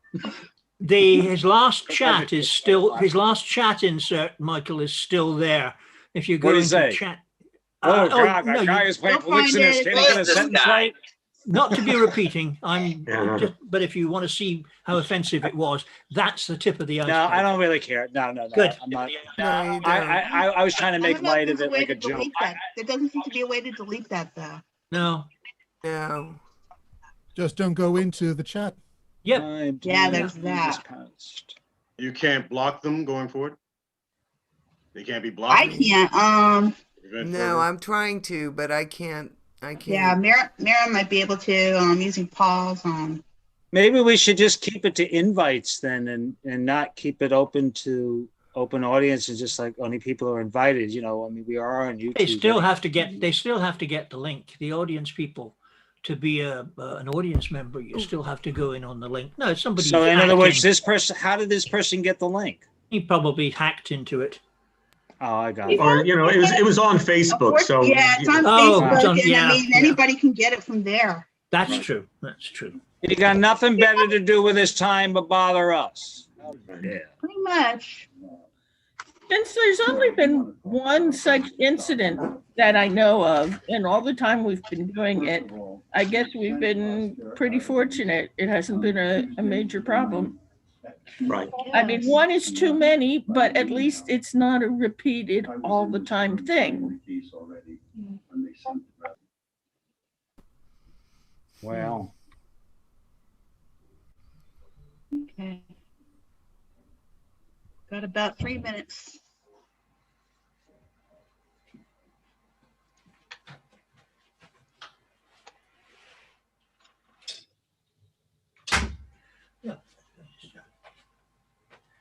there, I'm making myself look aged.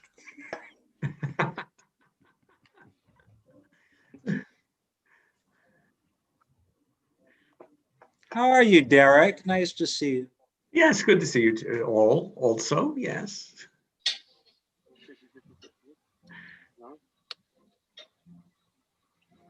By the way, I hope we can finish by 4 o'clock. I've got a tutoring session at 4. Well, we've been going at a pretty good clip. Yeah. Yeah, Well, this ain't that more bad. than halfway through. Okay.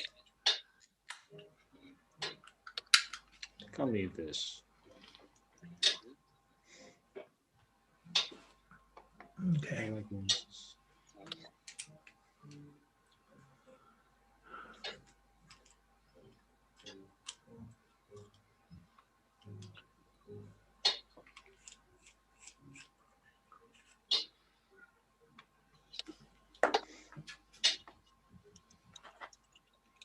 So, Jennifer, I just sent you a message.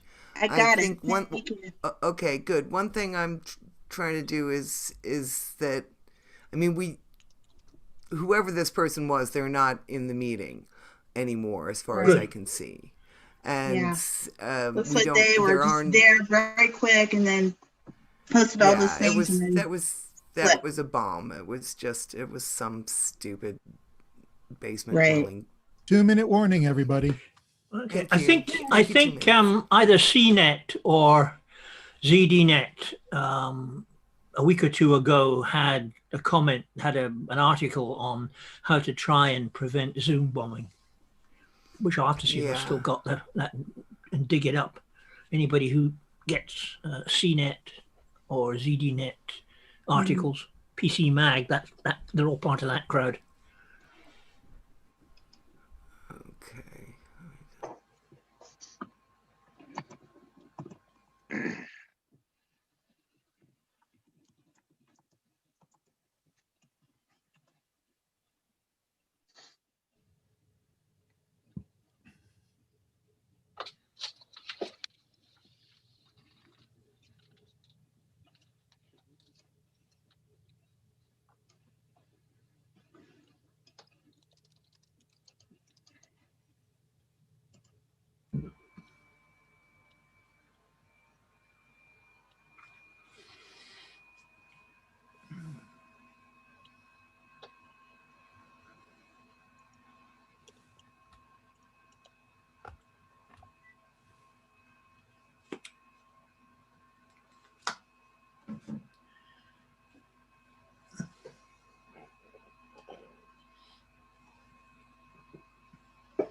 Mm.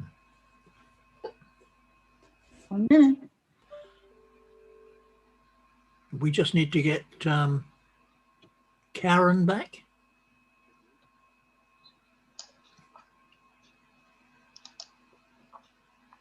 There we go. Excellent. Are we ready? Are we ready for the second part? Yeah. Yeah. Okay. Excellent. Is Eleanor officially here? Yeah. Act 4, Scene 1. Enter Time, the chorus. I that please some, try all, both joy and terror of good and bad. That makes and unfolds error, now take upon me in the name of time to use my wings. Impute it not a crime to me or my swift passage that I slide o'er 16 years and leave the growth untried of that wide gap, since it's in my power to overthrow law and in one self-born hour to plant and o'erwhelm custom. Let me pass the same I am ere ancient's order was, or what is now received. I witness to the times that brought them in, so I shall do the freshest things now reigning and make stale the glistening of this present, as my tale now seems to it. Your patience disallowing, I turn my glass and give my scene such growing as you had slept between. Leontes, leaving the effects of his fond jealousies, so grieving that he shuts up himself. Imagine me, gentle spectators, that I now may be in fair Bohemia.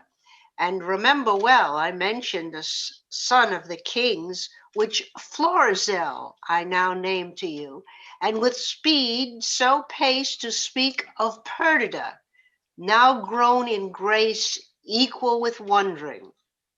What of her ensues I list not prophecy, but let time's news be known when it's brought forth. A shepherd's daughter, and what to her adheres, which follows after, is the argument of time. Of this allow, if ever you have spent time worse ere now, if never, yet that time himself does say, he wishes earnestly you never may. Time exits. Act 4, Scene 2. Enter Polixenes and Camillo. I pray thee, good Camillo, be no more importunate. 'Tis a sickness denying thee anything, a death to grant this. It is 15 years since I saw my country. Though I have for the most part been aired abroad, I desire to lay my bones there. Besides, the penitent king, my master, hath sent for me, to whose feeling sorrows I might be some allay, or I o'erween to think so, which is another spur to my departure. As thou lovest me, Camillo, wipe not out the rest of thy services by leaving me now. The need I have of thee, thine own goodness has made. Better not to have had thee than thus to want thee, thus having made me. Business which none without thee can sufficiently manage must either stay to execute them thyself or take away with thee the very services thou hast done, which if I have not enough considered, as too much I cannot be more thankful to thee, shall be my study and my profit therein, the heaping friendships of that fatal country. Cecilia, prithee, speak no more. Whose very naming punishes me with this remembrance of that penitent, as thou callest him, and reconciled king, my brother, whose loss of his most precious queen and children are even now to be fresh lamented. Say to me, when sawest thou the Prince Florizel, my son? The kings are no less unhappy, their issues not being gracious, than they are in losing them, and they have proved their virtues. Sir, it is 3 days since I saw the prince. What his happier affairs may be are to me unknown, but I have missingly noted he is of late much retired from court, and is less frequent to his princely exercises than formerly he hath appeared.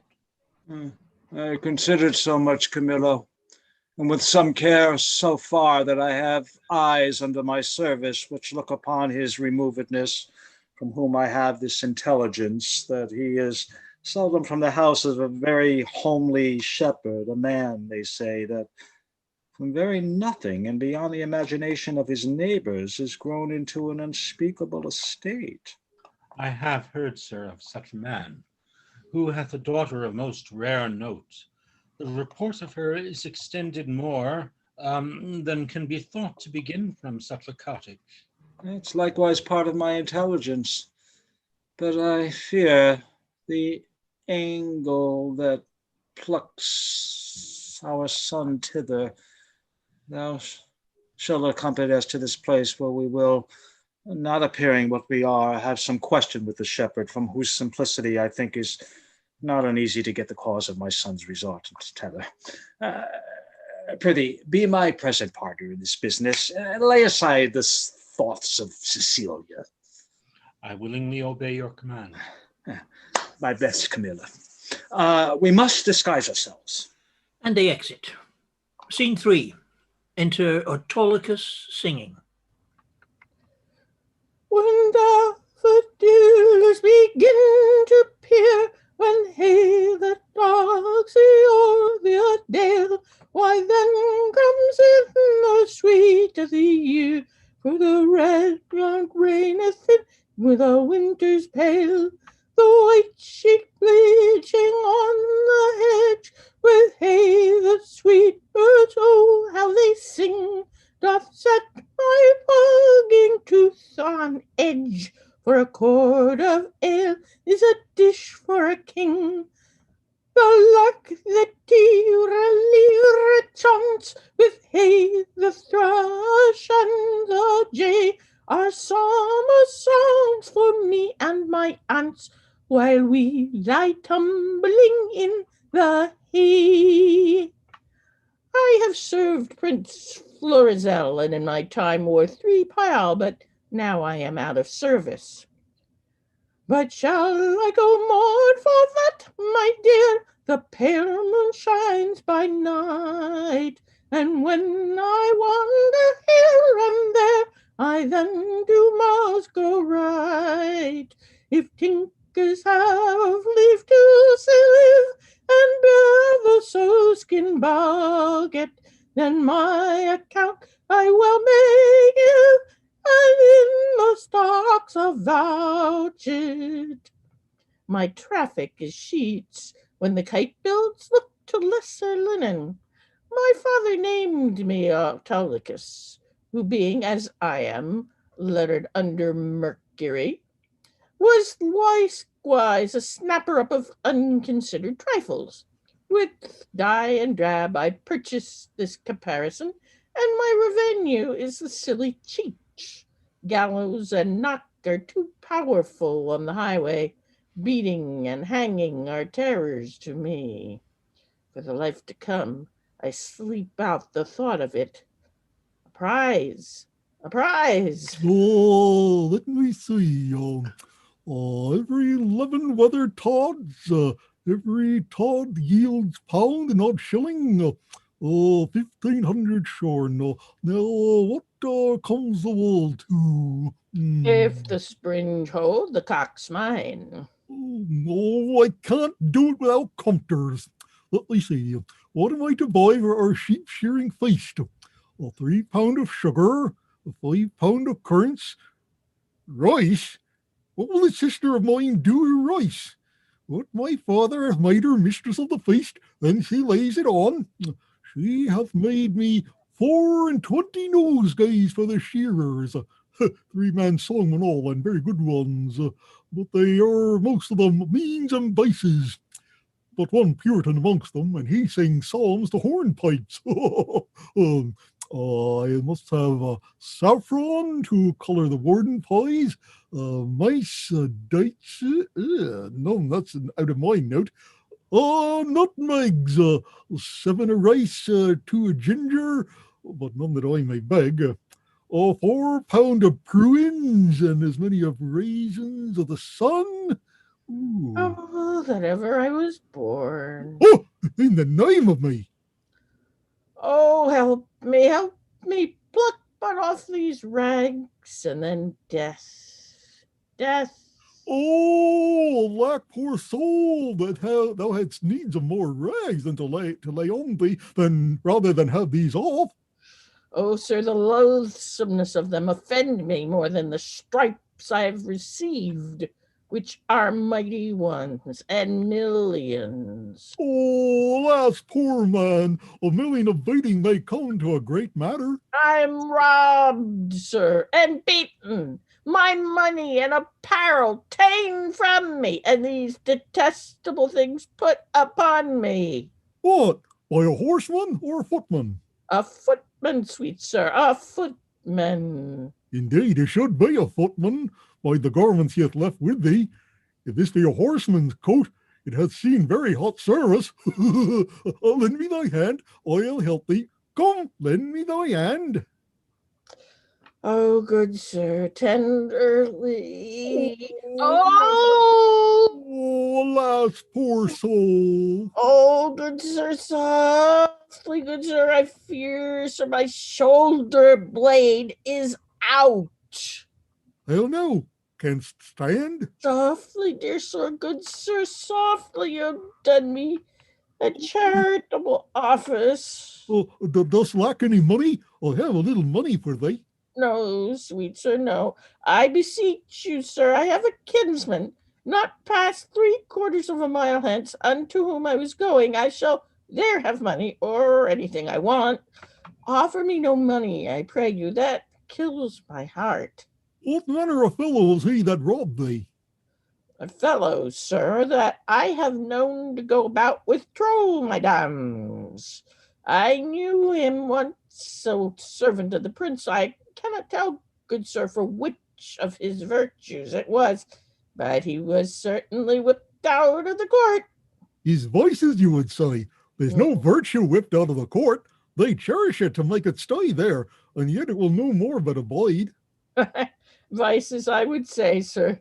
I know this man well. He hath been since an ape bearer, then a process server, a bailiff. Then he compassed a motion of the prodigal son and married a tinker's wife within a mile where my land and living lies. And having flown over many knavish professions, he settled only in rogue.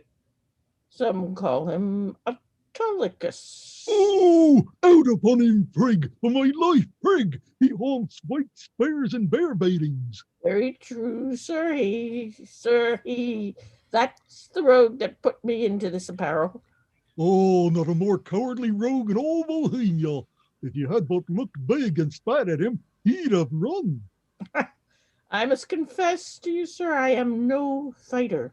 I'm false of heart that way, and that he knew I warrant him. How do you now? Sweet sir, much better than I was. I can stand and walk. I will even take my leave of you, and pace softly towards my kinsman's. Shall I bring thee on the way? No, good-faced sir, no, sweet sir.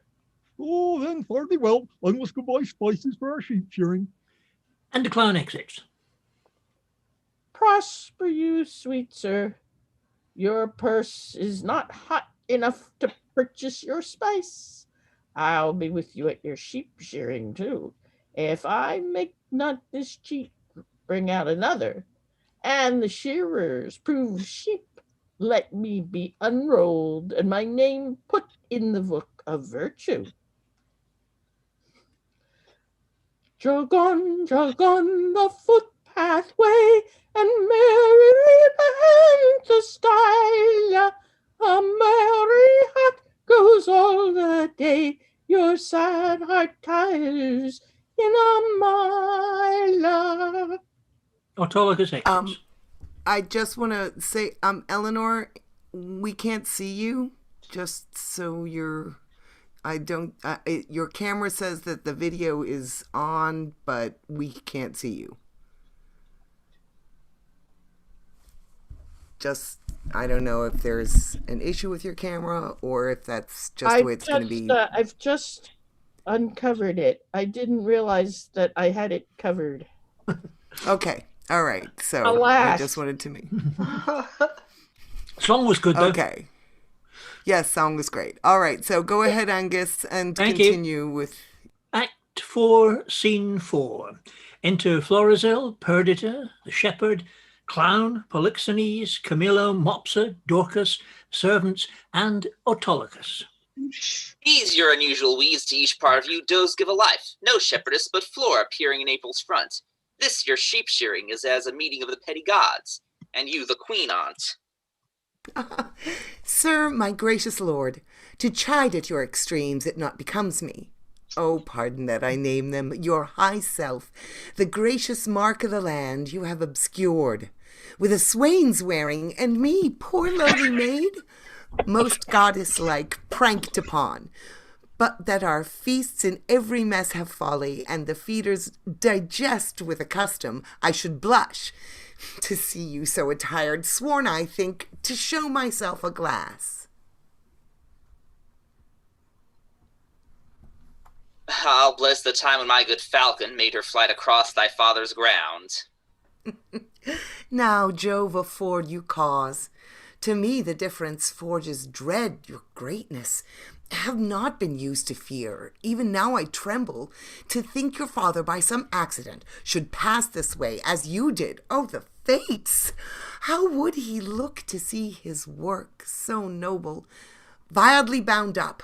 What would he say? Oh, how should I in these my borrowed flaunts behold the sternness of his presence? Apprehend nothing but jollity. The gods themselves, humbling their deities to love, have taken the shapes of beasts upon them. Jupiter became a bull and bellowed, the green Neptune a ram and bleated, and the fire-robed god golden Apollo a poor humble swain, as I see now. Their transformations were never for a piece of beauty, rarer, nor in a way so chaste, since my desires run not before mine honor, nor my lusts burn hotter than my faith. Oh, but sir, your resolution cannot hold when 'tis opposed, as it must be, by the power of the king. One of these two must be necessities, which then will speak that you must change this purpose, or I my life. If thou dearest Perdita with these forced thoughts, I prithee darken not the mirth of feast, or I'll be thine, my fair, or not my father's, for I cannot be mine own, nor anything to any, if I be not thine. To this I am most constant, though destiny say no. Be merry, gentle, Strangle such thoughts as these with anything that you behold the while. Your guests are coming. Lift up your countenance, as it were the day of celebration of that nuptial, which we two have sworn shall come. O Lady Fortune, stand you auspicious. See, your guests approach. Address yourself to entertain them sprightly, and let's be read with mirth. My daughter, when my old wife lived, upon this day she was both pantler, butler, cook, both dame and servant, welcomed all, served all, would sing her song and dance her tune. Now here, at upper end of the table, now in the middle, on his shoulder, and his, her face of fire with labour, and the thing she took to quench it, she would to each one sip. You were retired as if you were a feasted one, and not the hostess of the meeting. Pray you, bid these unknown friends 'tis welcome, for it is a way to make us better friends, more known. Come, quench your blushes and present yourself, that which you are, mistress of the feast. Come on, and bid us welcome to your sheep shearing, as your good flock shall prosper. Sir, welcome. It is my father's will I should take on me the hostessship of the day. You're welcome, sir. Give me those flowers there, Dorcas. Reverend sirs, for you there's rosemary and rue. These keep seeming and savor all the winter long. Grace and remembrance be to you both, and welcome to our shearing. Shepherdess, a fair one are you. Well, you fit our ages with flowers of winter. Sir, the year growing ancient, not yet on summer's death, nor on the birth of trembling winter, the fairest flowers of the season, are our carnations and streaked gillivores, which some call nature's bastards. Of that kind, our rustic gardens barren, and I care not to get slips of them. Wherefore, gentle maiden, do you neglect them? For I have heard it said, there is an art which in their piedness shares with great creating nature. Say there be, yet nature is made better by no mean, but nature makes that mean. So over that art, which you say adds to nature, is an art that nature makes. You see, sweet maid, we marry a gentle scion to the wildest stock, and make conceive a bark of baser kind by bud of nobler race. This is an art which does mend nature, change it rather, but the art itself is nature. So it is. Oh, then make your garden rich in gillivores. Do not call them bastards. I'll not put the dibble in earth to set one slip of them. No more than were I painted, I would wish. This youth should say 'twere well, and only therefore. Desire to breed by me, here's flowers for you. Hot lavender, mints, savory, marjoram, the marigold that goes to bed with the sun, and with him rises weeping. These are flowers of middle summer, and I think they are given to men of middle age. You're very welcome. I should leave grazing were I of your flock, and only live by gazing. Out, alas! You'd be so lean that blasts of January would blow you through and through. Now, my fairest friend, I would I had some flowers of the spring that might become your time of day, and yours, that wear upon your virgin branches yet your maiden heads growing. O Proserpina, for the flowers now that frighted thou let's fall from Dicey's wagon, daffodils that come before the swallows dare and take the winds of March with beauty, violets, dim but sweeter than the lids of Juno's eyes, of Cytherea's breath, pale primroses, that die unmarried ere they can behold bright Phoebus in his strength, a malady, most incident to maids, bold oxlips, and the crown imperial lilies of all kinds, the fleur-de-lis being one. Oh, these I lack, to make you garlands of, and my sweet friend, to strew him o'er and o'er.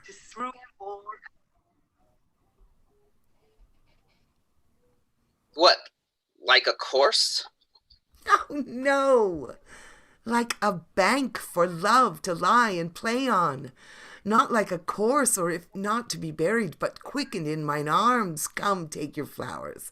Methinks I play as I have seen them do in wits and pastorals. Sure, this robe of mine does change my disposition.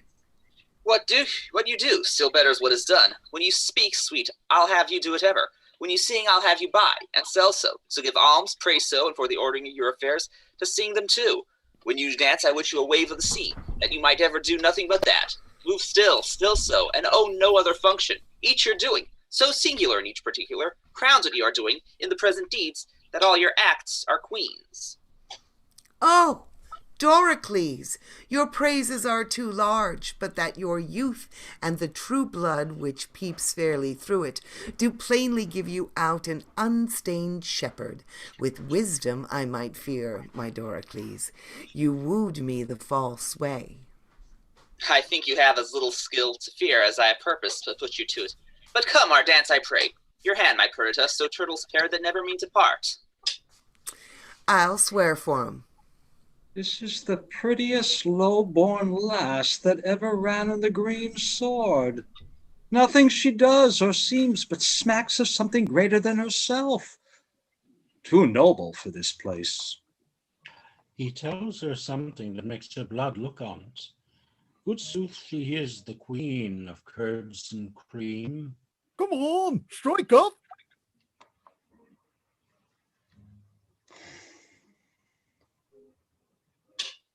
Marcus. Oh, Mopsa must be your mistress, Mary Garlic to mend a kissing with. Now a good time. Not a word, a word. We stand upon our manners. Come, strike up. Here a dance of shepherds and shepherdesses. Pray, good shepherd, what fair swain is this which dances with your daughter? Oh, they call him Doricles, and boasts himself to have a worthy feeding. But I have it upon his own report, and I believe it. He looks like sooth. He says he loves my daughter. I think so too. For never gazed the moon upon the water as he'll stand and read as 'twere my daughter's eyes. And to be plain, I think there is not half a kiss to choose who loves another best. She dances featly. Oh, so she does anything. Though I report it that should be silent. If young Doricles do light upon her, she shall bring him that which he not dreams of. Enter a servant.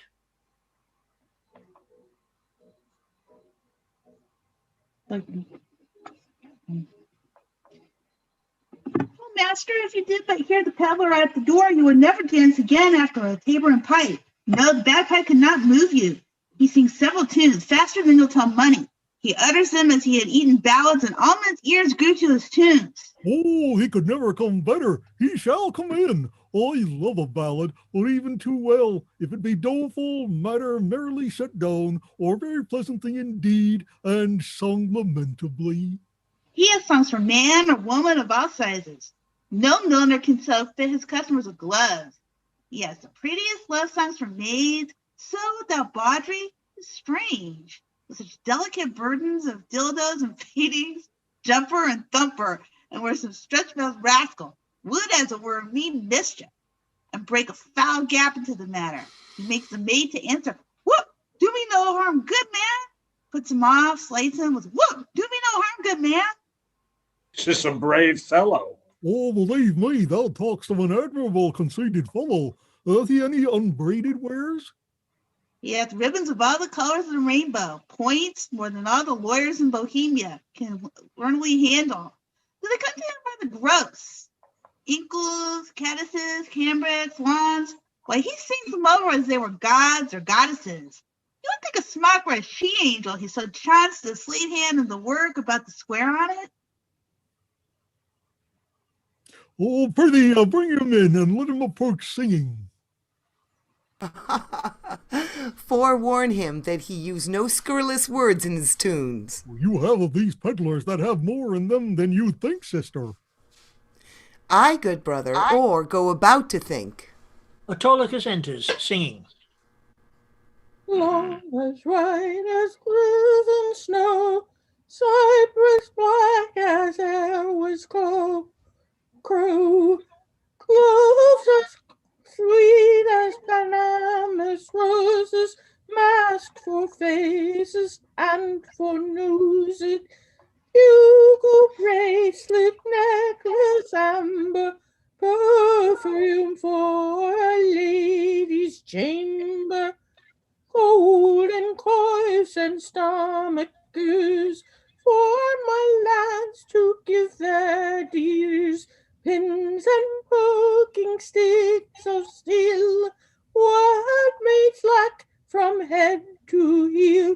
Come buy of me, come buy, lads, or else your lasses cry. Come buy of me, come buy lasses, lads, or else your lasses cry. Oh, if I were not in love with Mopsa, thou shouldst take no money of me. But being enthralled as I am, it will also be the bondage of certain ribbons and gloves. I was promised them against the feast, but they come not too late now.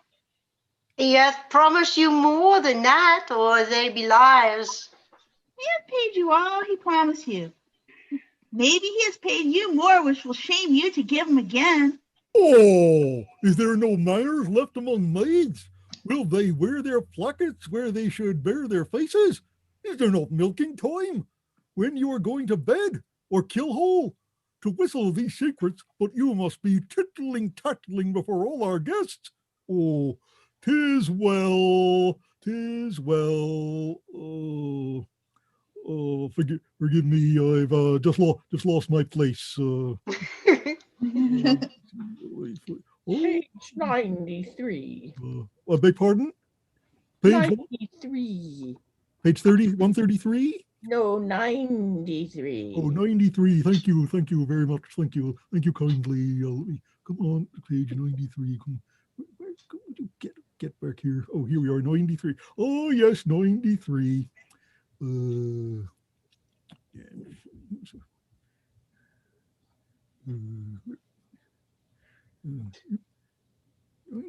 93. That doesn't sound like it. Let me find it. Yes. The page I have, I think here is as 99, I think. Oh yes, there you are. Press. 'Tis well, royal guest, 'tis well they are whispering. Clamor your tongues and not a word more. Done. Come, you promised me a tawdry lace and a pair of sweet clothes. Have I not told thee how I was cozened by the way and lost all my money? And indeed, sir, there are cozeners abroad. Therefore, it behooves men to be wary. Oh, fear not thou, man. Thou shalt lose nothing here. I hope so, sir, for I have about me many parcels of charge. What hast here? Ballads? Printed by some, a love of ballet and print, a life for them we are sure they are true. Here's one, to a very doleful tune, how a usurer's wife was brought to bed of 20 money bags at a burden, and how she longed to eat adders' heads and toads carbonadoed. Is it true, think you? Very true, and but a month old. Bless me from marrying a usurer. Here's the midwife's name to it, one Mistress Tail Porter, and 5 or 6 honest wives that were present. Why should I carry lies abroad? Couldn't I buy it? Oh, come on, lay it by, and let's first see more ballads. We'll buy the other things anon.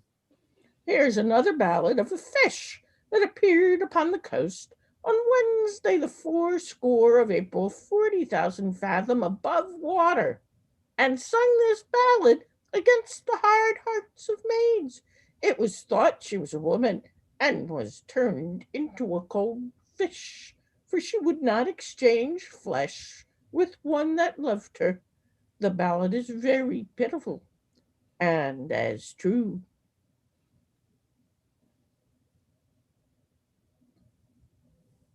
Is it true too? Thank you.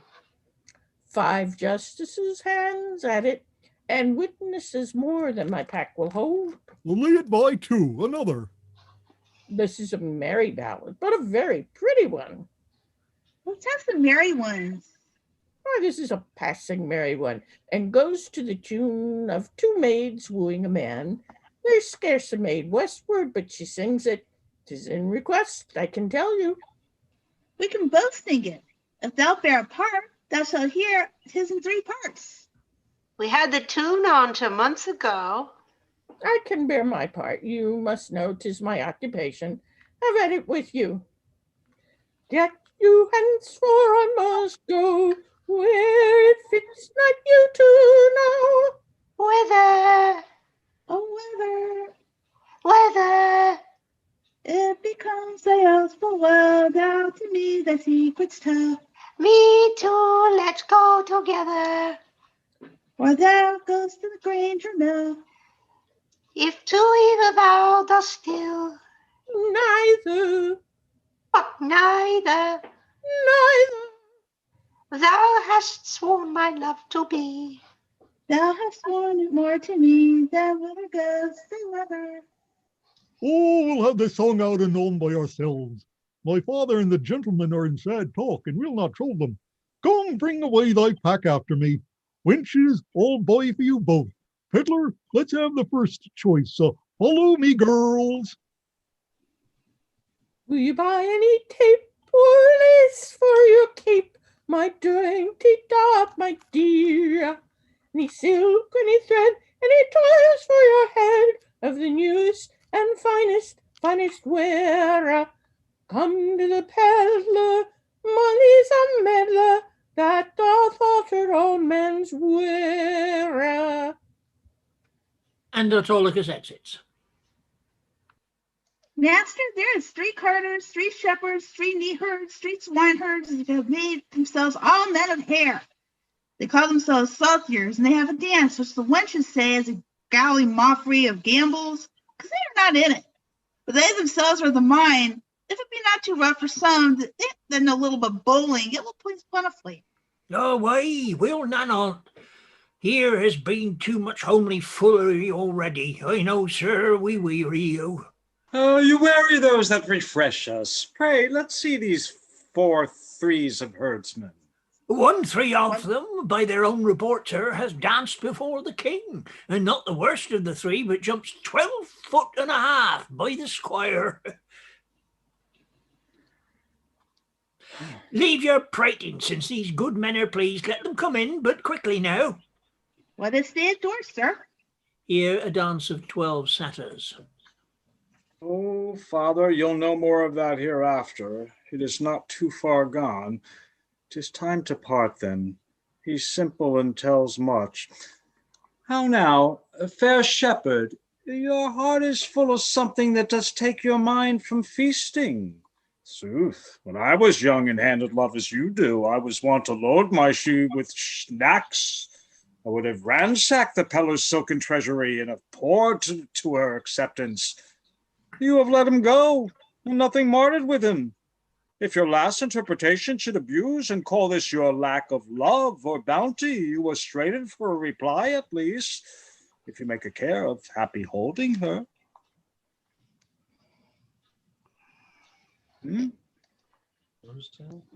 What says? Sir? What page? 98. Okay. Oh, sir, I know. She prizes not such trifles as these are. The gifts she looks for me are packed and locked up in my heart, which I have given already, but not delivered. Oh, hear me breathe my life before this ancient sir, whom it should seem hath sometime loved. I take thy hand, this hand, as soft as dove's down, and as white as it, or Ethiopian's tooth, or the fan snowed, that's bolted by the northern blasts twice o'er. What follows this? How pretty the young swan seems to wash the hand was fair before. I put you out, but your protestation. Let me hear what you profess.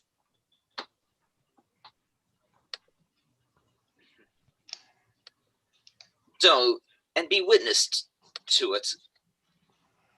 And this my neighbor, too. And he and more than he and men, the earth, the heavens, and all, that I were crowned the most imperial monarch, therefore most worthy. Were I the fairest youth that ever made I swerve, had force and knowledge more than was ever man's, I would not prize them without her love. For her, employ them all, commend them, and condemn them to her service, or to their own perdition. Fairly offered. This shows a sound affection. But my daughter, say you the like to him.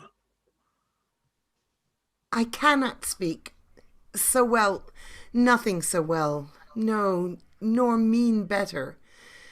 By the pattern of mine own thoughts, I cut out the purity of his. Take hands, a bargain, and friends unknown, you shall bear witness to it.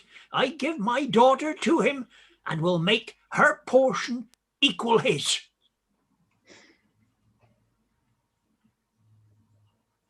Oh, that must be the virtue. I have the virtue of your daughter. Juan being dead, I shall have more than you can dream of yet. Enough then for your wonder. But come on, contract us for these witnesses. Come, your hand, and daughter, yours. Soft, swain, a while, beseech you. Have you a father? I have, but what of him? Knows he of this? He never does, nor shall. Oh, methinks a father is at the nuptial of his son. I guess that best becomes the table. Pray you, once more, is not your father grown incapable of reasonable affairs? Is he not stupid with age and altering rooms? Can he speak? Hear? No man for man? Dispute his own estate? Lies he not bedridden, and again does nothing but what he did, being childish? No, good sir, he has his health, and ampler strength indeed than most have of his age. By my... Oh, hold on, I scold. By my white beard, you offer him, if this be so, a wrong, something infilial. Reason my son should choose himself a wife, but as good reason, the father, all whose joy is nothing else but fair posterity, should hold some counsel in such a business. I yield all this, but for some other reasons, my grave sir, which 'tis not fit, I'm not acquaint my father of this business. Let him know it. He shall not. Prithee, let him. No, he must not.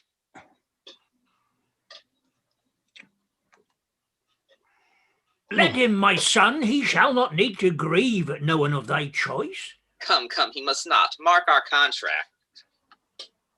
Mark your divorce, young sir, whom son I dare not call. Thou art too base to be acknowledged. Thou a scepter's heir that thus affect a sheep-hook, thou old traitor. I am sorry that by hanging thee I can but shorten thy life 1 week, and thou, fresh piece of excellent witchcraft, whom of force must know the royal fool thou copest with. Oh, my heart! I'll have thy beauty scratched with briars, and made more homely than thy state. For thee, fond boy, if I may ever know thou dost but sigh, that thou no more shalt never see this knack, as ever I may now shalt, will bar thee from succession, not hold thee for of our blood, no, not our kin. Fare thee, Deucalion, off. Mark thou my words. Follow us to this court. Thou churl, for this time, though full of our displeasure, yet we free thee from the dead blow of it. And you, enhancement, worthy enough a herdsman, yea, him too that makes himself, but for our honor therein, unworthy thee. If ever henceforth thou these rural hatches to his entrance upon, or hope his body more, with thy embraces I will devise a death as cruel for thee as thou art tender to it. Polixenes exits. Even here undone! I was not much afeard, for once or twice I was about to speak and tell him plainly, the selfsame sun that shines upon his court hides not his visage from our cottage, but looks on alike. Will please you, sir, be gone.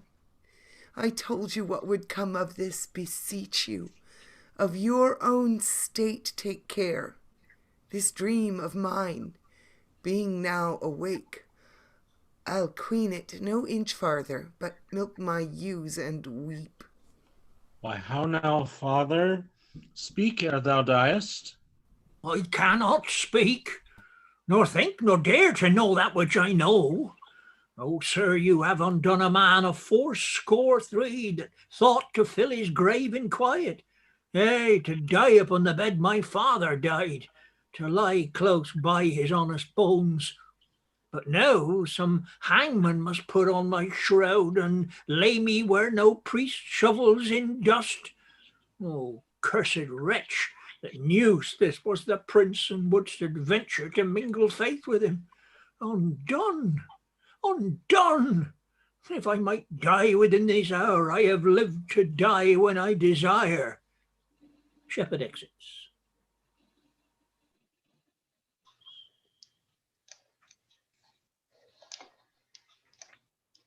Why look you so upon me? I am but sorry, not afeard, delayed, but nothing altered. What I was, I am, more stringing on for plucking back, not following my leash unwillingly. Gracious my lord, you know your father's temper. At this time he will allow no speech, which I do guess you do not purpose to him. And as hardly will he endure your sight as yet, I fear, then till the fury of his highness settle, come not before him. I not purpose it, I think Camillo. Even he, my lord. How often have I told you 'twould be thus? How often said my dignity would last but till 'twere known?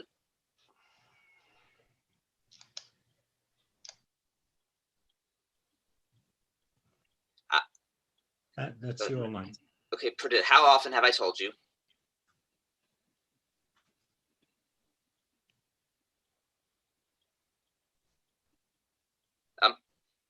How often have I told you? Perdita, we can't hear you. You're muted. I missed that one line. Oh, how often have I told you 'twould be thus? How often said my dignity would last but till 'twere known?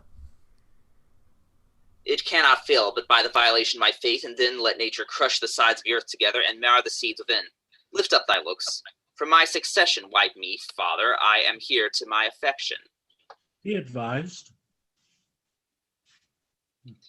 I am, and by my fancy, if my reason will thereto be obedient, I have reason. If not, my senses better pleased with madness, do bid it welcome. This is desperate, sir. So call it, but it does fulfill my vow. I needs must think it honesty. Camilla, not for Bohemia, nor the pomp that may be there had gleaned, for all the sun sees or the close earth wombs, or the profound seas hides in unknown fathoms, will I break my oath to this, my fair beloved. Therefore, I pray you, as you have ever been my father's honored friend, when he shall miss me, as, in faith, I mean not to see him any more, cast your good counsels upon his passion. Let myself and fortune tug for the time to come. This you may know, and so deliver. I am put to sea with her, who here I cannot hold on shore, and most opportune to her need. I have a vessel rides fast by, but not prepared for this design. What course I mean to hold shall nothing benefit your knowledge, nor concern me the reporting. Oh, my lord, I would your spirit were easier for advice, or stronger for your need. Hark, Perdita, I'll hear you by and by. He's irremovable, resolved for flight. Now were I happy if his going I could frame to serve my turn. Save him from danger, do him love and honor, purchase the sight again of dear Cecilia, and that unhappy king, my master, whom I so much thirst to see. Now, good Camilla, I am so fraught of curious business that I leave out ceremony. Sir, I think you have heard of my poor services, the love that I have borne your father. Very nobly have you deserved. It is my father's music to speak your deeds. Not little of his care to have them recompensed is thought on. Well, my lord, if you may please to think I love the king, and through him what's nearest to him, which is your gracious self, embrace but my direction, if your more ponderous and settled project may suffer alteration. On mine honor, I'll point you where you shall have such receiving as shall become your highness, where you may enjoy your mistress, from the whom I see there's no disjunction to be made, but by as heavens forfend your ruin. Marry her, and with my best endeavors in your absence, your discontenting father strive to qualify, and bring him up to liking. Oh, how, Camillo, may this almost miracle be done, that I may call thee something more than man, and after that trust to thee. Have you thought on a place whereto you'll go? No, not any yet. But as the unthought on accident is guilty to what we wildly do, so we profess ourselves to be the slaves of chance and flies of every wind that blows. Then list to me. This follows. If you will not change your purpose, but undergo this flight, make for Sicilia, and there present yourself and your fair princess, for so I see she must be for Leontes.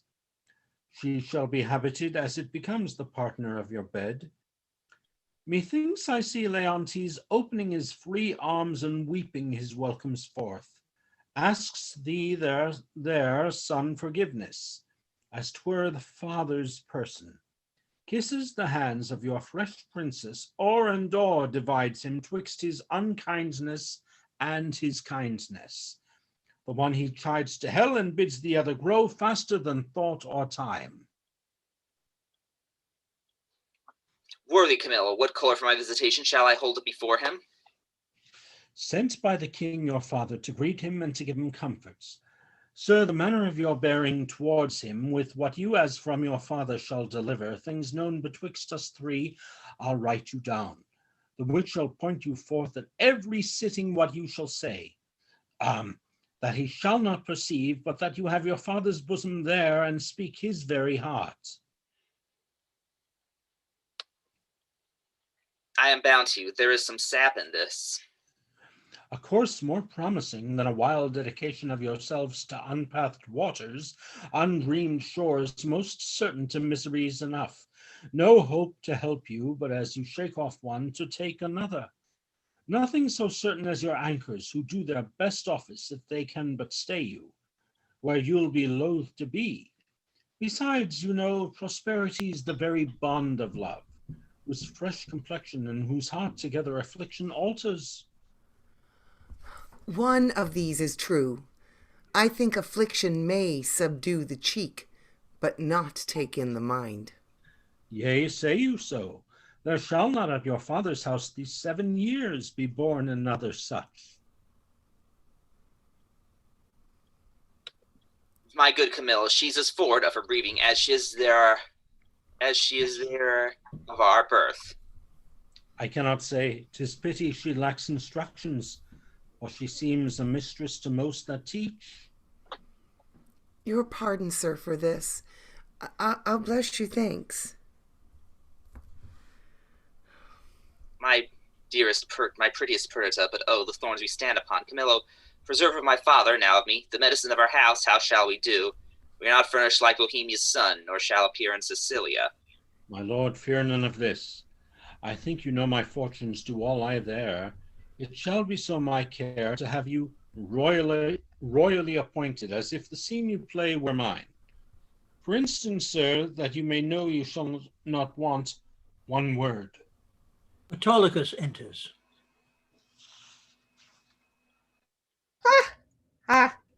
What a fool honesty is. And trust his sworn brother, a very simple gentleman. I have sold all my trumpery. Not a counterfeit stone, not a ribbon, glass, commander, brooch, table book, ballad, knife, tape, glove, shoe tie, bracelet, horn ring, to keep my pack from fasting. They throng. Who should buy first? As if my trinkets had been hallowed, and brought a benediction auction to the buyer, by which means I saw whose purse was best in picture. And what I saw, to my good use, I remembered. My clown, who wants but something to be a reasonable man, grew so in love with the wench's song that he would not stir his petty toes till he had both tune and words, which so drew the rest of the herd to me that all their other senses stuck in ears. You might have pitched a placket. It was senseless. 'Twas nothing to gild a codpiece of a purse.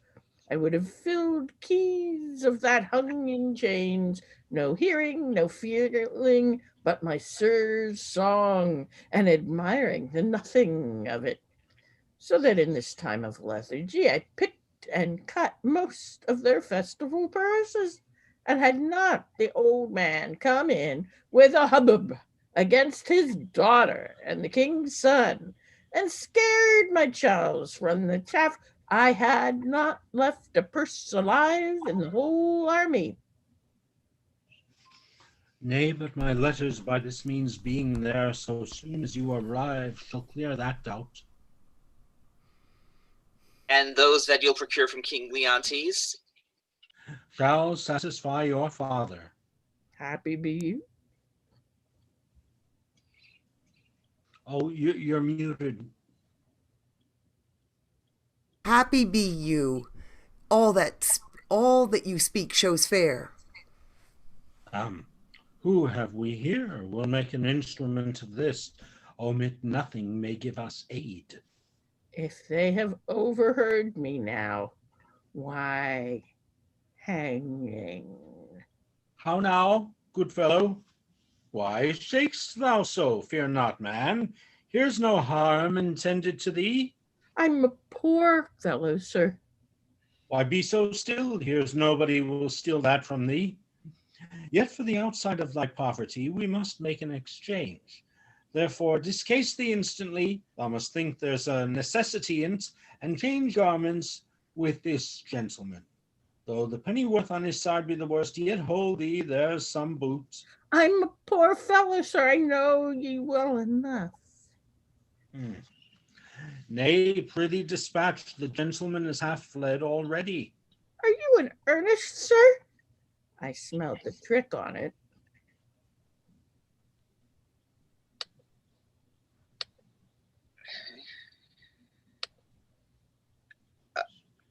Dispatch, I prithee. Indeed, I have had earnest, but I cannot with conscience take it. Unbuckle, unbuckle. Fortunate mistress, let my prophecy come home to ye.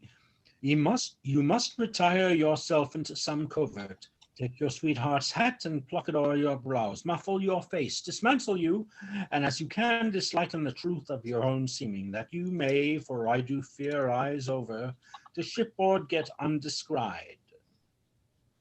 I see the play so lies that I must bear a part. No remedy. Have you done there?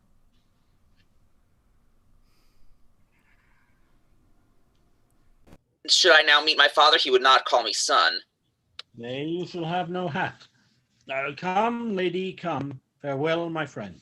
Adieu, sir.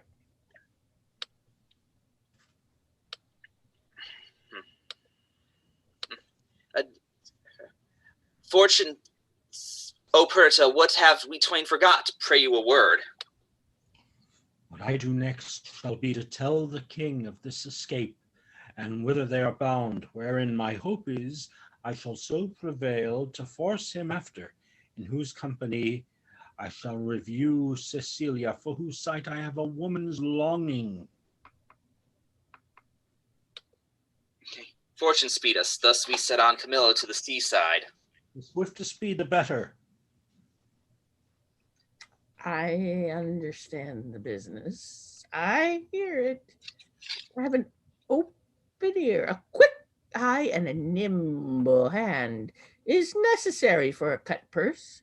A good nose is requisite also to smell out work for the other senses. I see this is the time that the unjust man doth thrive. What an exchange had this been without boot? What a boot is here with this exchange? Sure, the gods do this year connive at us, and we may do anything extempore. The prince himself is about a piece of iniquity, stealing away from his father with his clog at his heels.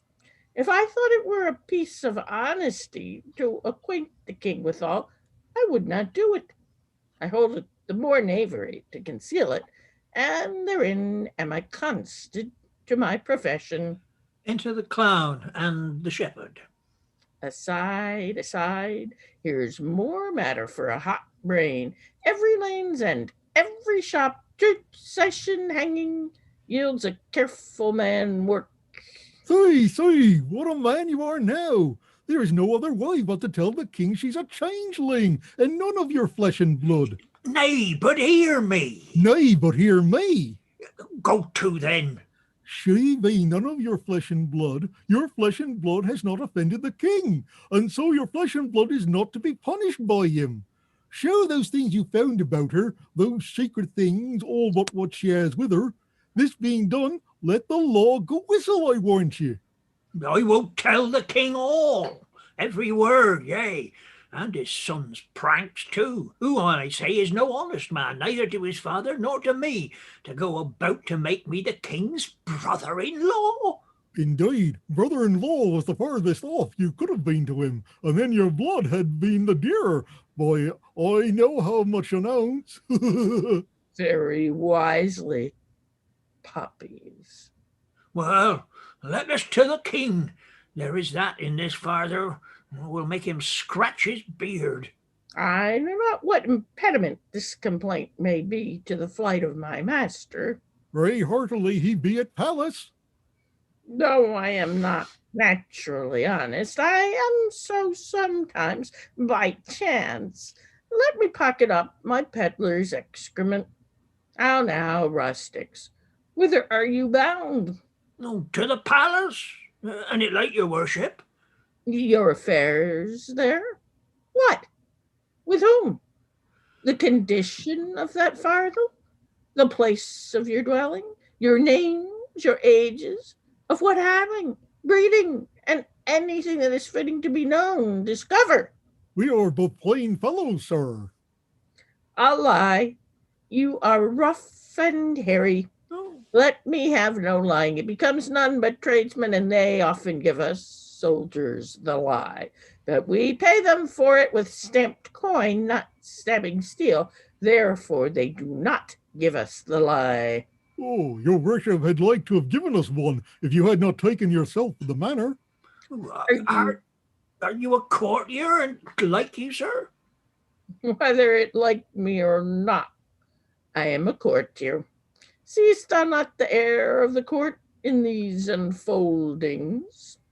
Hast not my gait in it the measure of the court? Receives not thy nose court odor from me? Reflect I not on thy baseness, court contempt? Think'st thou, for that I insinuate at toes from thee thy business, I'm therefore no courtier? I'm courtier capapé, and one that will either push on or pluck back thy business there, whereupon I command thee to open thy affair. My business, sir, is to the king. What advocate hast thou to him? I know not, unlike you. Oh, advocate's the court word for a pheasant. Say you have none. Well, no, sir. I have no pheasant cock nor hen. How blessed are we that are not simple men. Yet nature might have made me as these are. Therefore I will not disdain. Oh, this cannot be but great courtier. His garments are rich, but he wears them not handsomely. He seems to be the more noble in being fantastical. A great man, I'll warrant, I know, by the picking on his teeth. The farther there? What's in the farthel? Wherefore that box? Oh, sir, there lies such secrets in this farthel and box, which none but know but the king. and which he shall know within this hour, if I may come to the speech of him. Age, thou hast lost thy labor. Why, sir? The king is not at the palace. He's gone aboard a new ship to purge melancholy and air himself. For if thou beest capable of things serious, thou must know the king is full of grief. So 'tis said, sir, about his son that should have married a shepherd's daughter. If that shepherd be not in handfast, let him fly. The curses he shall have, the tortures he shall feel, will break the back of man, the heart of monster. Oh, think you so, sir? Not he alone shall suffer what wit can make heavy and vengeance bitter, but those that are germane to him, though removed 50 times, shall all come under the hangman, which, though it be great pity, yet it is necessary. An old sheep whistling rogue, a ram tendered, to offer to have his daughter come into grace. Some say he shall be stoned, but that death is too soft for him, say I. Draw our throne into a sheepcote? All deaths are too few, the sharpest too easy. Has the old man here a son, sir? Do you hear? And like you, sir? He has a son who shall be flayed alive, then anointed over with honey, set on the head of a wasp's nest, then stand till he be 3/4 and a dram dead, then recovered again with aquavita or some other hot infusion, then raw as he is, and in the hottest day prognostication proclaims, shall he be set against a brick wall, the sun looking with a southward eye upon him, where he is to behold him with flies blown to death. What talk we of these traitorly rascals, whose miseries are to be smiled at, their offenses being so capital? Tell me, for you seem to be honest, plain men, what you have to the king. Being something gently considered, I'll bring you where he is aboard, tender your persons to his presence, whisper him in your behalves, and if it be in man, besides the king, to effect your sweets, here is man shall do it. He seems to be a great authority. Clothe him, give him gold, and though authority be a stubborn bear, yet he is oft led by the nose with gold. Show the inside of your purse to the outside of his hand, and no more ado. Remember, stoned and flay alive. Oh, and please you, sir, to undertake the business for us. Here is the gold that I have. I'll make it as much more and leave this young man in pawn till I bring it you. After I have done what I promised? Aye, sir. Well, give me the moiety. Are you a party in this business? In some sort, sir, but though my case be a pittance one, I hope I shall not be flayed out of it. Oh, that's the case of the shepherd's son. Hang him, he'll be made an example. Oh, comfort, good comfort. Oh, we must to the king and show our strange sights. He must know 'tis none of your daughter, nor my sister we are gone else. Sir, I will give you as much as this old man does when the business is performed, and remain, as he says, your pawn till it be brought you. I will trust you. Walk before toward the seaside, go on the right hand. I will but look upon the hedge and follow you. Oh, we are blessed in this man, as I might say, even blessed. Oh, let's before, as he bids us, he was provided to do us good. If I had a mind to be honest, I see fortune would not suffer me. She drops booties into my mouth. I am courted now with a double occasion, gold and a means to do the prince my master good, which who knows how that may turn back to my advancement. I will bring these 2 moles, these blind ones, aboard him, if he thinks it fit to shore them again, and that the complaint they have to the king concerns him nothing. Let him call me rogue for being so far efficient, for I am proof against that title. And what shame else belongs to it? To him will I present them. There may be matter in it. And they all exit. Act 5, Scene 1. Enter Leontes, Clomines, Dian, Paulina, servants Florizel and Perdita. Sir, you have done enough, and have performed a saint-like sorrow. No fault could you make, which you have not redeemed, indeed paid down. More penitence than done trespass at the last. Do as the heavens have done, forget your evil. With them forgive yourself. Whilst I remember her and her virtues, I cannot forget my blemishes in them, and so still think of the wrong I did myself, which was so much that airless it hath made my kingdom, and destroyed the sweetest companion that e'er man bred his hopes out of. True. Too true, my lord. If one by one you wedded all the world, or all, from all that are, took something good to make a perfect woman, she you killed will be unparalleled. I think so. Killed? She I killed? I did so, but thou strikest me. Sorrily to say I did. It is as bitter upon thy tongue as in my thought. Now, good now, say so but seldom. Not at all, good lady.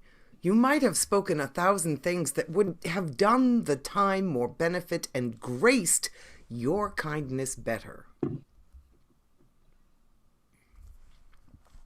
You are one of those would have him wed again. If you would not so, you pity not the state, nor the remembrance of his most sovereign name. Consider little what dangers by his highness fail of issue may drop upon his kingdom, and devour in certain lookers on what were more holy than to rejoice the former queen is well. What holier than for royalty's repair, for present comfort and for future good, to bless the bed of majesty again with a sweet fellow to it? There is none worthy respecting her that's gone. Besides, the gods will have fulfilled their secret purposes. For is not the divine Apollo said, is not the tenor of his oracle, that King Leontes shall not have an heir till his lost child be found? Which, that it shall, is all as monstrous to our humane reason as my Antigonus to break his grave and come again to me, who on my life did perish with the infant. 'Tis your counsel, my lordship to the heavens be contrary, oppose against their wills. Care not for issue, the crown will find an heir. Great Alexander left his to the worthiest, so his successor was like to be the best. Good Paulina, who hast the memory of Hermione, I know in honor. Oh, that ever I had squared me to thy counsel, then, even now, I might have looked upon my queen's full eyes, have taken treasure from her lips. And left them more rich for what they yielded. Thou speakst truth. No more such wives, therefore no wife. One worse and better used would make her sainted spirit again possess her corpse, and on this stage, where we offenders now appear, soul vexed, and begin, why to me? Had she such power, she had just such cause. She had, and would incense me. To murder her, I married. I should so. Were I the ghost of the lot, I bid you mark her eye and tell me for what dull partnet you chose her. Then I'd shriek that even your ears should rift to hear me, and the words that follow should be, remember mine. Stars, stars, and all eyes else dead coals. Fear thou no wife. I'll have no wife, Paulina. Will you swear never to marry but by my free leave? Never, Paulina. So be blessed my spirit. Then good my lords bear witness to his oath. You tempt him overmuch. Unless other as like Hermione is as is her picture, affront his eye. Good madam, I have done. Yet if my lord will marry, if you will, sir, no remedy but you will. Give me the office to choose you a queen. She shall not be so young as was your former, but she shall be such as walked your first queen's ghost. It should take joy to see her in your arms. My true Paulina, we shall not marry till thou bids us.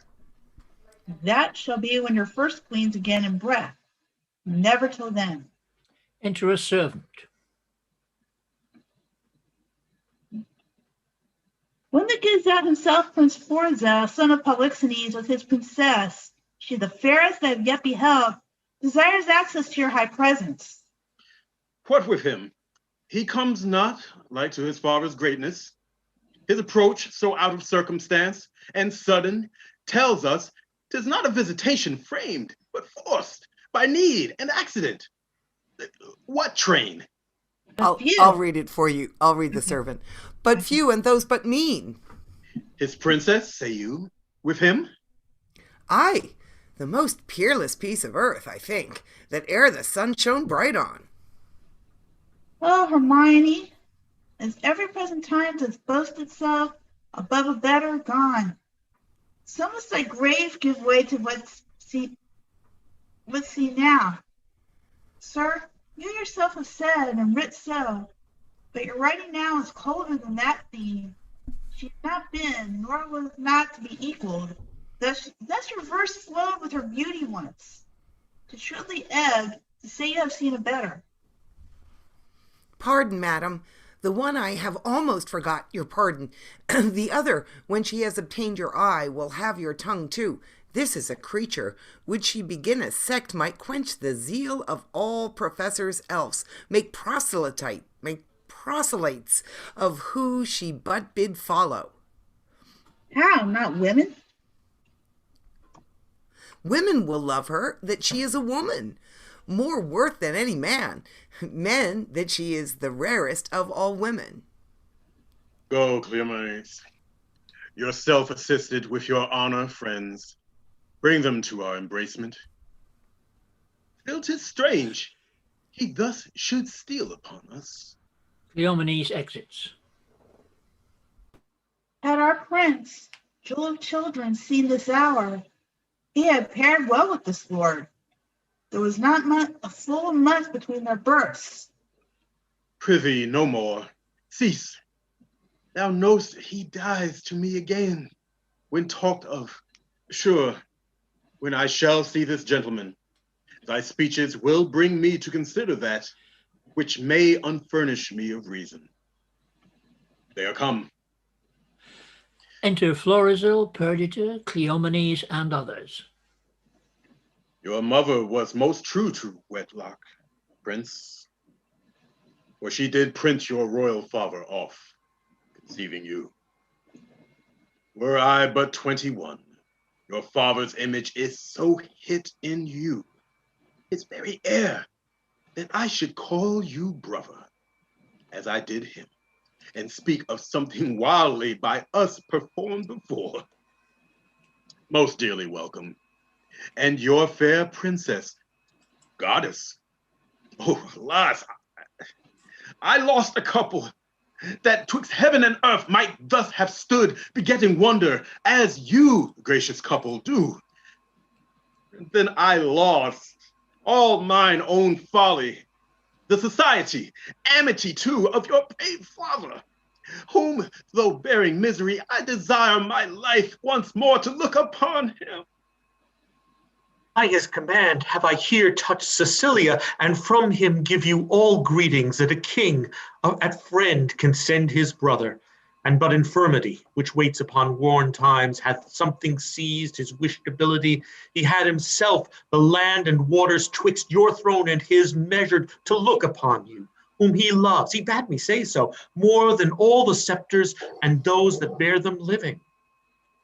Oh, my brother, good gentleman, the wrongs I have done thee stir fresh within me, and these thy offices, so rarely kind, are as interpreters of my behindhand slackness. Welcome hither, as is the spring to the earth, and hath he too exposed this paragon to the fearful usage, at least ungentle, of the dreadful Neptune, to greet a man not worth her pains, much less the adventure of her person? Good my lord, she came from Libya. Where the warlike Smalus, that noble honored lord, is feared and loved? Most royal sir, from thence, from him whose daughter his tears proclaimed his parting with her, thence, a prosperous south wind friendly, we have crossed to execute the charge my father gave me, for visiting your highness. My best train I have from your Sicilian shores dismissed, who for Bohemia bend to signify not only my success in Libya, sir, but my arrival and my wife's in safety, here where we are. Blessed gods, purge all infection from our air, whilst you do climate here. You have a holy father, a graceful gentleman, against whose person, so sacred as it is, I have done sin, for which the heavens, taking angry note, have left me issueless. And your father's blessed, as he from heaven merits it, with you, worthy his goodness.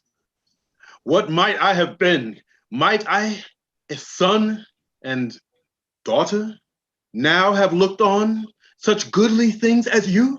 Enter a lord. Most noble sir, that which I shall report will bear no credit were not the proof so nigh. Please you, great sir, Bohemia greets you from himself by me, desires you to attach his son, who has his dignity and duty both cast off, fled from his father, from his hopes, and with a shepherd's daughter. Where's Bohemia? Speak. Here in your city, I now came from him. I speak amazedly, and it becomes my merveil and my message. To your court, whilst he was hastening on the chase, it seems, of this fair couple, meets he on the way the father of this seeming lady and her brother, having both their country quitted with this young prince. Milo has betrayed me, whose honor and whose honesty till now endured all weathers. Lay it so to his charge. He's with the king your father. Who? Camillo? Camillo, sir. I spake with him, who now has these poor men in question. Never saw I wretches so quake. They kneel, they kiss the earth, forswear themselves as often as they speak. Bohemia stops his ears and threatens them with divers deaths in death. Oh, my poor father! The heaven set spies upon us will not have our contract celebrated. You are married? We are not, sir, nor are we like to be. The stars I see will kiss the valleys first. The odds for highs and lows alike. My lord, is this the daughter of a king? She is, when once she is my wife. That once, I see by your good father's speed, will come on very slowly. I am sorry, most sorry, you have broken from his liking.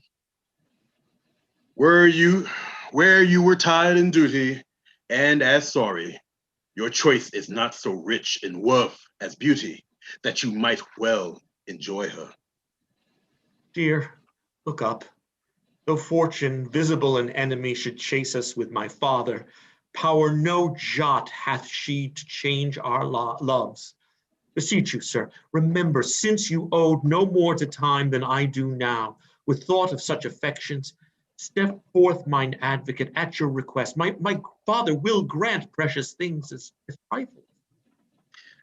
Would he do so, I would beg your precious mistress, which he counts but a trifle.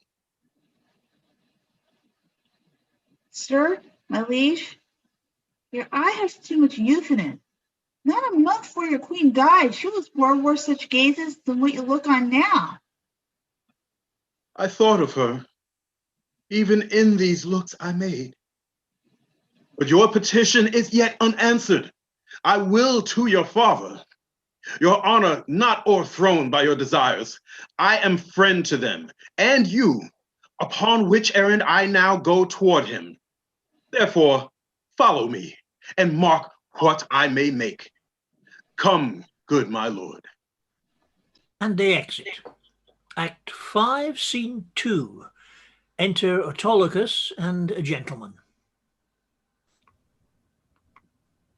Beseech you, sir, were you present at this relation?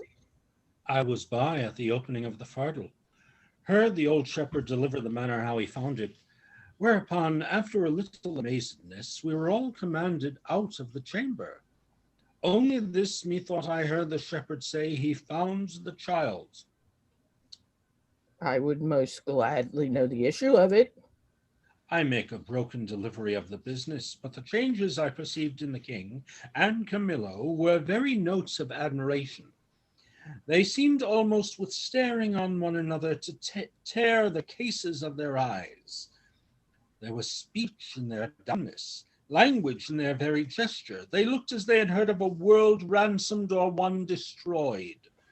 A notable passion of wonder appeared in them, but the wisest beholder that knew no more but seeing could not say if the importance were joy or sorrow. But in the extremity of the one it must needs be. Here comes a gentleman that happily knows more. The news, Rogero. The news. Nothing but bonfires. The oracle is fulfilled. The king's daughter is found.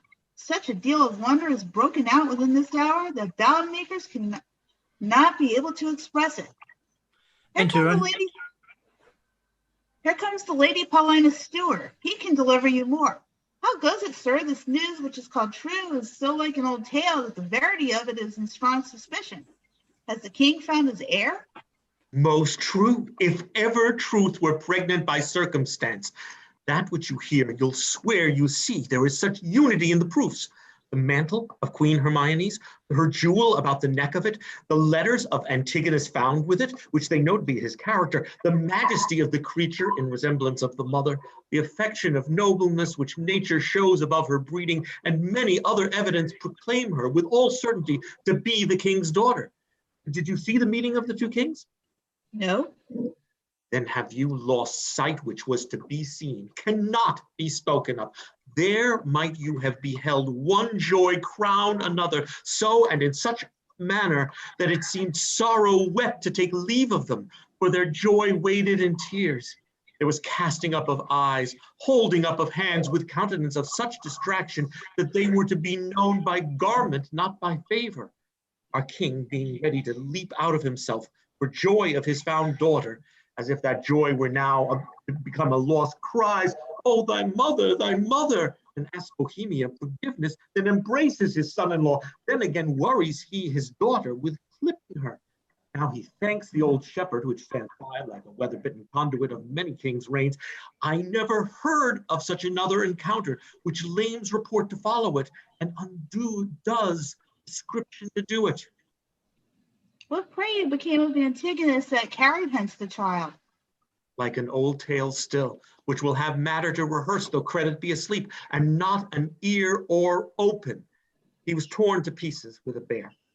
This avouches the shepherd's son, who has not only his innocence, which seems much to justify him, but a handkerchief and rings of his that Paulina knows. What became of his bark and his followers? Racked the same instant of their master's death, and in the view of the shepherd, so that all the instruments which aided to expose the child were even then lost when it was found. But oh, the noble combat that twixt joy and sorrow was fought in Paulina. She had one eye declined for the loss of her husband, another elevated that the oracle was fulfilled. She lifted the princess from the earth and so locks her in embracing as if she would pin her to her heart that she might no more be in danger of losing. The dignity of this act was worth the audience of kings and princes, for by such was it acted. One of the prettiest touches of all, and that which angled for mine eyes, caught the water, though not the fish, was when at the relation of the queen's death, with the manner how she came to it, bravely confessed and lamented by the king, our attentiveness wounded his daughter, till from one sign of dolor to another she did, with an alas, I would fain say bleed tears, for I'm sure my heart wept blood, it was most marble, there changed color, some swooned, all sorrowed. If all the world could have seen it, the woe would have been universal. Are they returned to the court?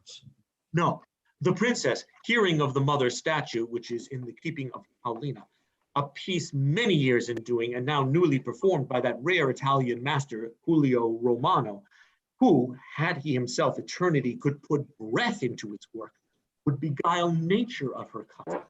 So perfectly he is her ape.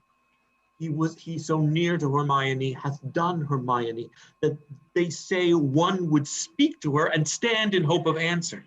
Thither, with all greediness of affection, are they gone, and there they intend to sup. But she has some great matter there in hand, for she hath privately, twice or thrice a day, ever since the death of Hermione, visited that removed house. Shall we thither, and with our company piece the rejoicing? Who would be thence than has the benefit of access? Every wink of an eye some new grace will be born. Our absence makes us unthrifty to our knowledge. Let so long. He exits. Now, had I not the dash of my former life in me, would preferment drop on my head. I brought the old man and his son aboard the prince. I told him I heard them talk of a farthel, and I know not what, but he at that time overfond of the shepherd's daughter, so he then took her to be, who began to be much seasick, and himself little better, extremity of weather continuing. This mystery remained undiscovered, but 'tis all one to me. For had I been the finder out of the secret, it would not have relished among my other discredits. Enter the shepherd and clown. Here come those I have done good to against my will, and already appearing in the blossoms of their fortune. Come, boy, I am past more children, but thy sons and daughters will be all gentlemen born. Oh, you are well met, sir. You denied to fight with me this other day because I was no gentleman born. See you these clothes? Say you see them not, and think me still no gentleman born. You were best say these robes are not gentleman born. Give me the lie, do, and try whether I am not now a gentleman born. I know you are now, sir, a gentleman born. Aye, and have done so any time these 4 hours. Oh, and so have I, boy. So you have, but I was a gentleman born before my father, for the king's son took me by the hand and called me brother. And then the 2 kings called my father brother, and then the prince my brother, and the princess my sister called my father father. And so we wept, and there was the first gentleman-like tears that ever we shed. Oh, we may live, son, to shed many more. Aye, or else 'twere hard luck, being in so preposterous a state as we are. I humbly beseech you, sir, to pardon me all the faults I have committed to your worship, and to give me your good report to the prince, my master. Oh, prithee, son, do, for we must be gentle now we are gentlemen. Thou wilt amend thy life? Aye, and it like your worship, good worship. Oh, give me thy hand. I will swear to the prince thou art as honest a true fellow as any is in Bohemia. Oh, no, you may say it, but not swear it. Not swear it now I am a gentleman? Let Boers and Franklin say it. I'll swear it. Well, how if it be false, son? If it be ne'er so false, a true gentleman may swear it in behalf of his friend. And I'll swear to the prince thou art a tall fellow of thy hands, and that thou wilt not be drunk. But I know thou art no tall fellow of thy hands, and that thou wilt be drunk. But I'll swear it, and I would thou wouldst be a tall fellow of thy hands. I will prove so, sir, to my power. I, by any means, prove a tall fellow. If I do not wonder how thou darest venture to be drunk, not being a tall fellow, trust me not. Oh, hark, the kings and princes, our kindred, are going to see the queen's picture. Come, follow us. We'll be thy good masters. And they exit. Act 5, Scene 3. Enter Leontes, Polixenes, Florizel, Perdita, Camillo, Paulina, Hermione like a statue, and lords, etc. Oh, good, grave and good Paulina, the great comfort that I have had of thee. What, sovereign sir? I did not well and meant well. All my services you have paid home, but that you have vouchsafed with your crowned brother and these your contracted heirs of your kingdoms, my poor house to visit. It is a surplus of your grace, which never my life may last to answer. Oh, Paulina, we honor you with trouble, but we came to see the statue of our queen. Your gallery we have passed through, not without much content in many singularities, but we saw not that which my daughter came to look upon, the statue of her mother. As she lived peerless, so her dead likeness, I do well believe, excels whatever you looked upon or hand of man hath done. Therefore I keep it lovely apart. But here it is, prepared to see the life as lively mocked as ever still sleep mocked death. Behold, and say 'tis well. I like your silence, if the more shows off your wonder. But yet speak. First you, my liege, comes as something, not something near? Her natural posture chide me, dear stone, that I may say indeed, thou art Hermione, or rather, thou art she, in thy not chiding, for she was as tender as infancy and grace. But yet, Paulina, Hermione was not so much wrinkled, nothing so aged as this seems. Oh, not by much. So much the more our carver's excellence, which lets go by some 16 years and makes her as she lives now. As now she might have done, so much to my good comfort, as it is now piercing to my soul. Oh, thus she stood, even with such life of majesty, warm life, as now it coldly stands.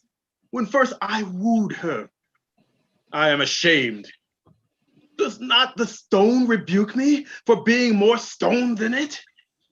Oh, royal peace, there's magic in thy majesty, which has my evils conjured to remembrance. And from thy admiring daughter took the spirits, standing like stone with thee. And give me leave, and do not say 'tis superstition that I kneel, and then implore her blessing, lady. Dear queen, that ended when I but began, give me that hand of yours to kiss. Well, patience. The statue's but nearly fixed. The color's not dry. My lord, your sorrow is too sore laid on, which 16 winters cannot blow away, so many summers dry. Scarce any joy did ever so long live, no sorrow but killed itself much sooner. Here, my brother, let him that was the cause of this have power to take off so much grief from you, as he will peace up in himself. Indeed, my lord. If I had thought the sight of my poor image would thus have watched you, for the stone is mine, I had not have showed it. Do not draw the curtain. No longer shall you gaze on it, lest your fancy may think anon it moves. Let be, let be. Would I were dead, but that methinks already. What was he that did make it? See, my lord, would you not deem it briefed? And that those veins did verily bear blood? Masterly done. The very life seems warm upon her lip. The fixture of her eye, it has motion in it, as we are mocked with art. I'll draw the curtain. My lord's almost so far transported that he'll think Anon lives.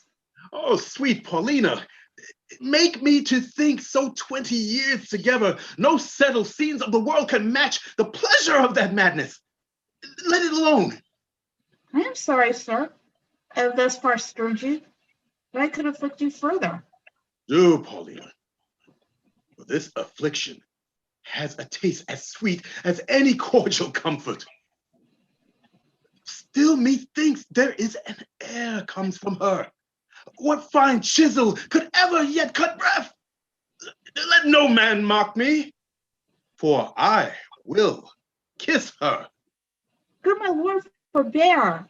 The ruddiness upon her lip is wet. You'll mar it if you kiss it. Stain your own with oily painting. Shall I draw the curtain? No, not these 20 years.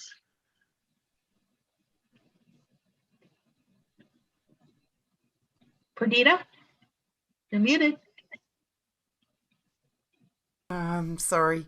Oh, so long could I stand by a looker on. Either forbear, quit presently the chapel, or resolve you for more amazement. If you can behold it, I'll make the statue move indeed, descend and take you by the hand. But then you'll think, which I protest against, I am assisted by wicked powers. What you can make her do, I am content to look on. What to speak, I am content to hear.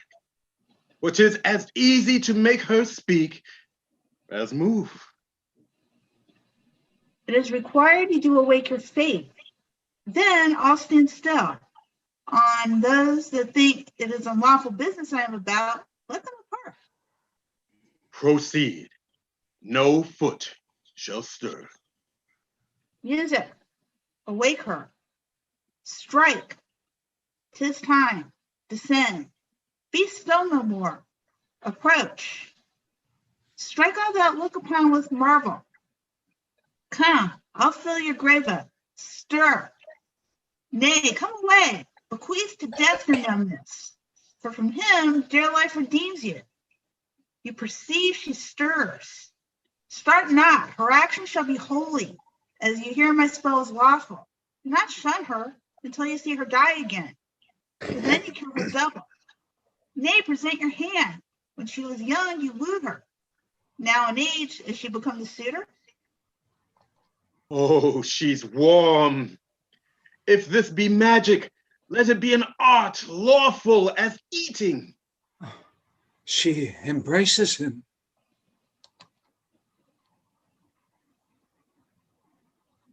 Camilla? Yes, sorry. She hangs about his neck. If she pertain to life, let her speak too. Aye, and make it manifest where she has lived, or how stolen from the dead.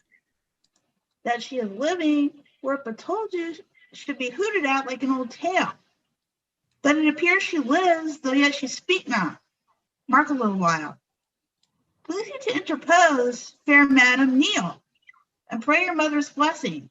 Turn, good lady, our Perdita is found.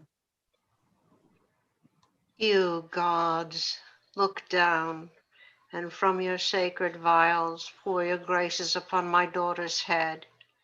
Tell me, mine own, where hast thou been preserved? Where lived? How found thy father's court?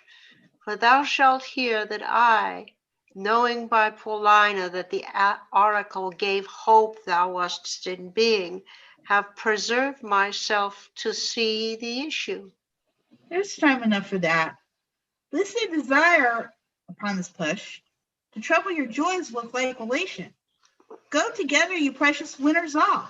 Your exultation partake to everyone. I, an old turtle, will wing me to some withered bough, and there my mate, that's never to be found again, lament till I'm lost. Oh, peace, Paulina. Thou shouldst a husband take by my consent, as I by thine, a wife. This is a match, and made between by vows. Thou hast found mine, but how is it to be questioned? For I saw her, as I thought, dead, and have in vain said many a prayer upon her grave. I'll not seek far, for him I partly know his mind, to find thee an honorable husband. Come, Camillo, and take her by the hand, whose worth and honesty is richly noted, and here justified by us, a pair of kings. Let's us from this place. What? Look upon my brother. Both your pardons, that ere I put between your holy looks my ill suspicion. This your son-in-law, and son unto the king, whom heaven's directing is troth plight to your daughter. Good Paulina, lead us from hence, where we may leisurely each one demand an answer to his part, performed in this wide gap of time since first we were discerned. Hastily lead away. And they all exit. End of play. Thanks, everybody. Yay. All right. Nicely done, folks. Nicely done. Thank you. It's a long one, isn't it? This one is. Thank you, Jennifer. Thank you, everyone. Thank you. Yeah. Thank you. Thank you. Yes, thank you, Karen. Yeah. Tricky to put together. Cast Well, of what- thousands. Oh, gosh. There's a cast of thousands of Yeah. ever shrinking crew. Yeah. Made it a bit tricky, but Yeah. Well, I appreciate that all of you participated, especially Derek stepping in at the last minute. yay. Sure, Yeah. absolutely. It's fun. I enjoyed it. Thanks. Thank you. Right, great working with all of you. And I thought it was a great reading. And Jennifer, appreciate you thinking of me. I appreciate you volunteering. You carried it beautifully, Brian. Thank you. I Yeah, think you you did a did. wonderful job. Yeah, Great. Yeah. Yeah. Yeah, you Very did. nice So did job. you, Michael. Hey, everybody have a great evening. I have to go, but pleasure Cool. working. Take care. See you again. Bye-bye. See you. Bye. All righty. Bye. I need to go too. Thanks. I'll see you all soon. See you soon. Look forward to it. Bye. Paul's coming. Oh, good. yes? Good. Where's Paul? Hi, Yes. Paul. Oh, it's here. Well, his Andy insignia Warhol. has just popped up on screen. No, that's his computer running the show without him. Oh, I see. Oh. That's our computer down in the basement. Ah. So Well, thank Yeah. you, Maren. Did you Thank run you, it Maren. today? well, sort of, Maren. yeah. What I do is I run downstairs, I put it on. I now have to run downstairs. I've paused the recording, but I do have to discontinue the YouTube thing or end the meeting. Yeah. So Yeah. Okay. thank you So so we're much, still on Jennifer. right now? Thank Yeah, you. it's on YouTube, I think. Yeah. Yeah, mine says it's still live on YouTube. Yeah. So does mine. Yeah.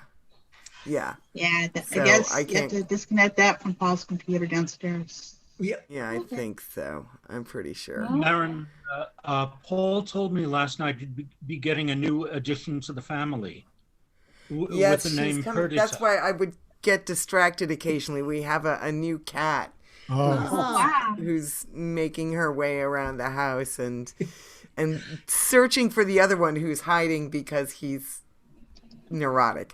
Is it a kitten or a kitten? No, she's a middle-aged thing. She's 8 and she's adorable. And we decided to name her Perdita. Ah. I said Perdita. I'm sorry. I thought it was No, Perdita. that's okay Perdita. because hers it's PURR. Ah. Wait, when you introduce a cat, a new cat, what I was told whenever I introduce a new cat is that you ignore the new cat as much as possible. Oh, so that she they won't put up bond. with that. Yeah, Yeah. but you don't want to have your older cat jealous and then they'll fight. You know what I See, mean? This way, the older cat is terrified of people and Ah. only relates to other cats. So that Alright. since our other cats died, our remaining cat has been pretty much in hiding. He comes out to eat, but look at that one. Yeah. Mr. Dibs is on 4 remedies. Now we're in our separate room eating again, so that Coco has to stay out of the room, in the other room, while Mr. Dibs takes because we have What to we take do. time. I know. it Alrighty, drives me guys. crazy. Okay. Hello. Thank All right, you. thank you all so much. I'm Yep. gonna end the meeting now. Thanks again. Oh yeah, Mr. Thank Dibs, you. you're on public TV. I didn't want that. Thank you. And See you later. See you So in the long. next future productions. All right, thanks See you again. guys. Okay, Bye. bye-bye. Bye-bye. Leave meeting.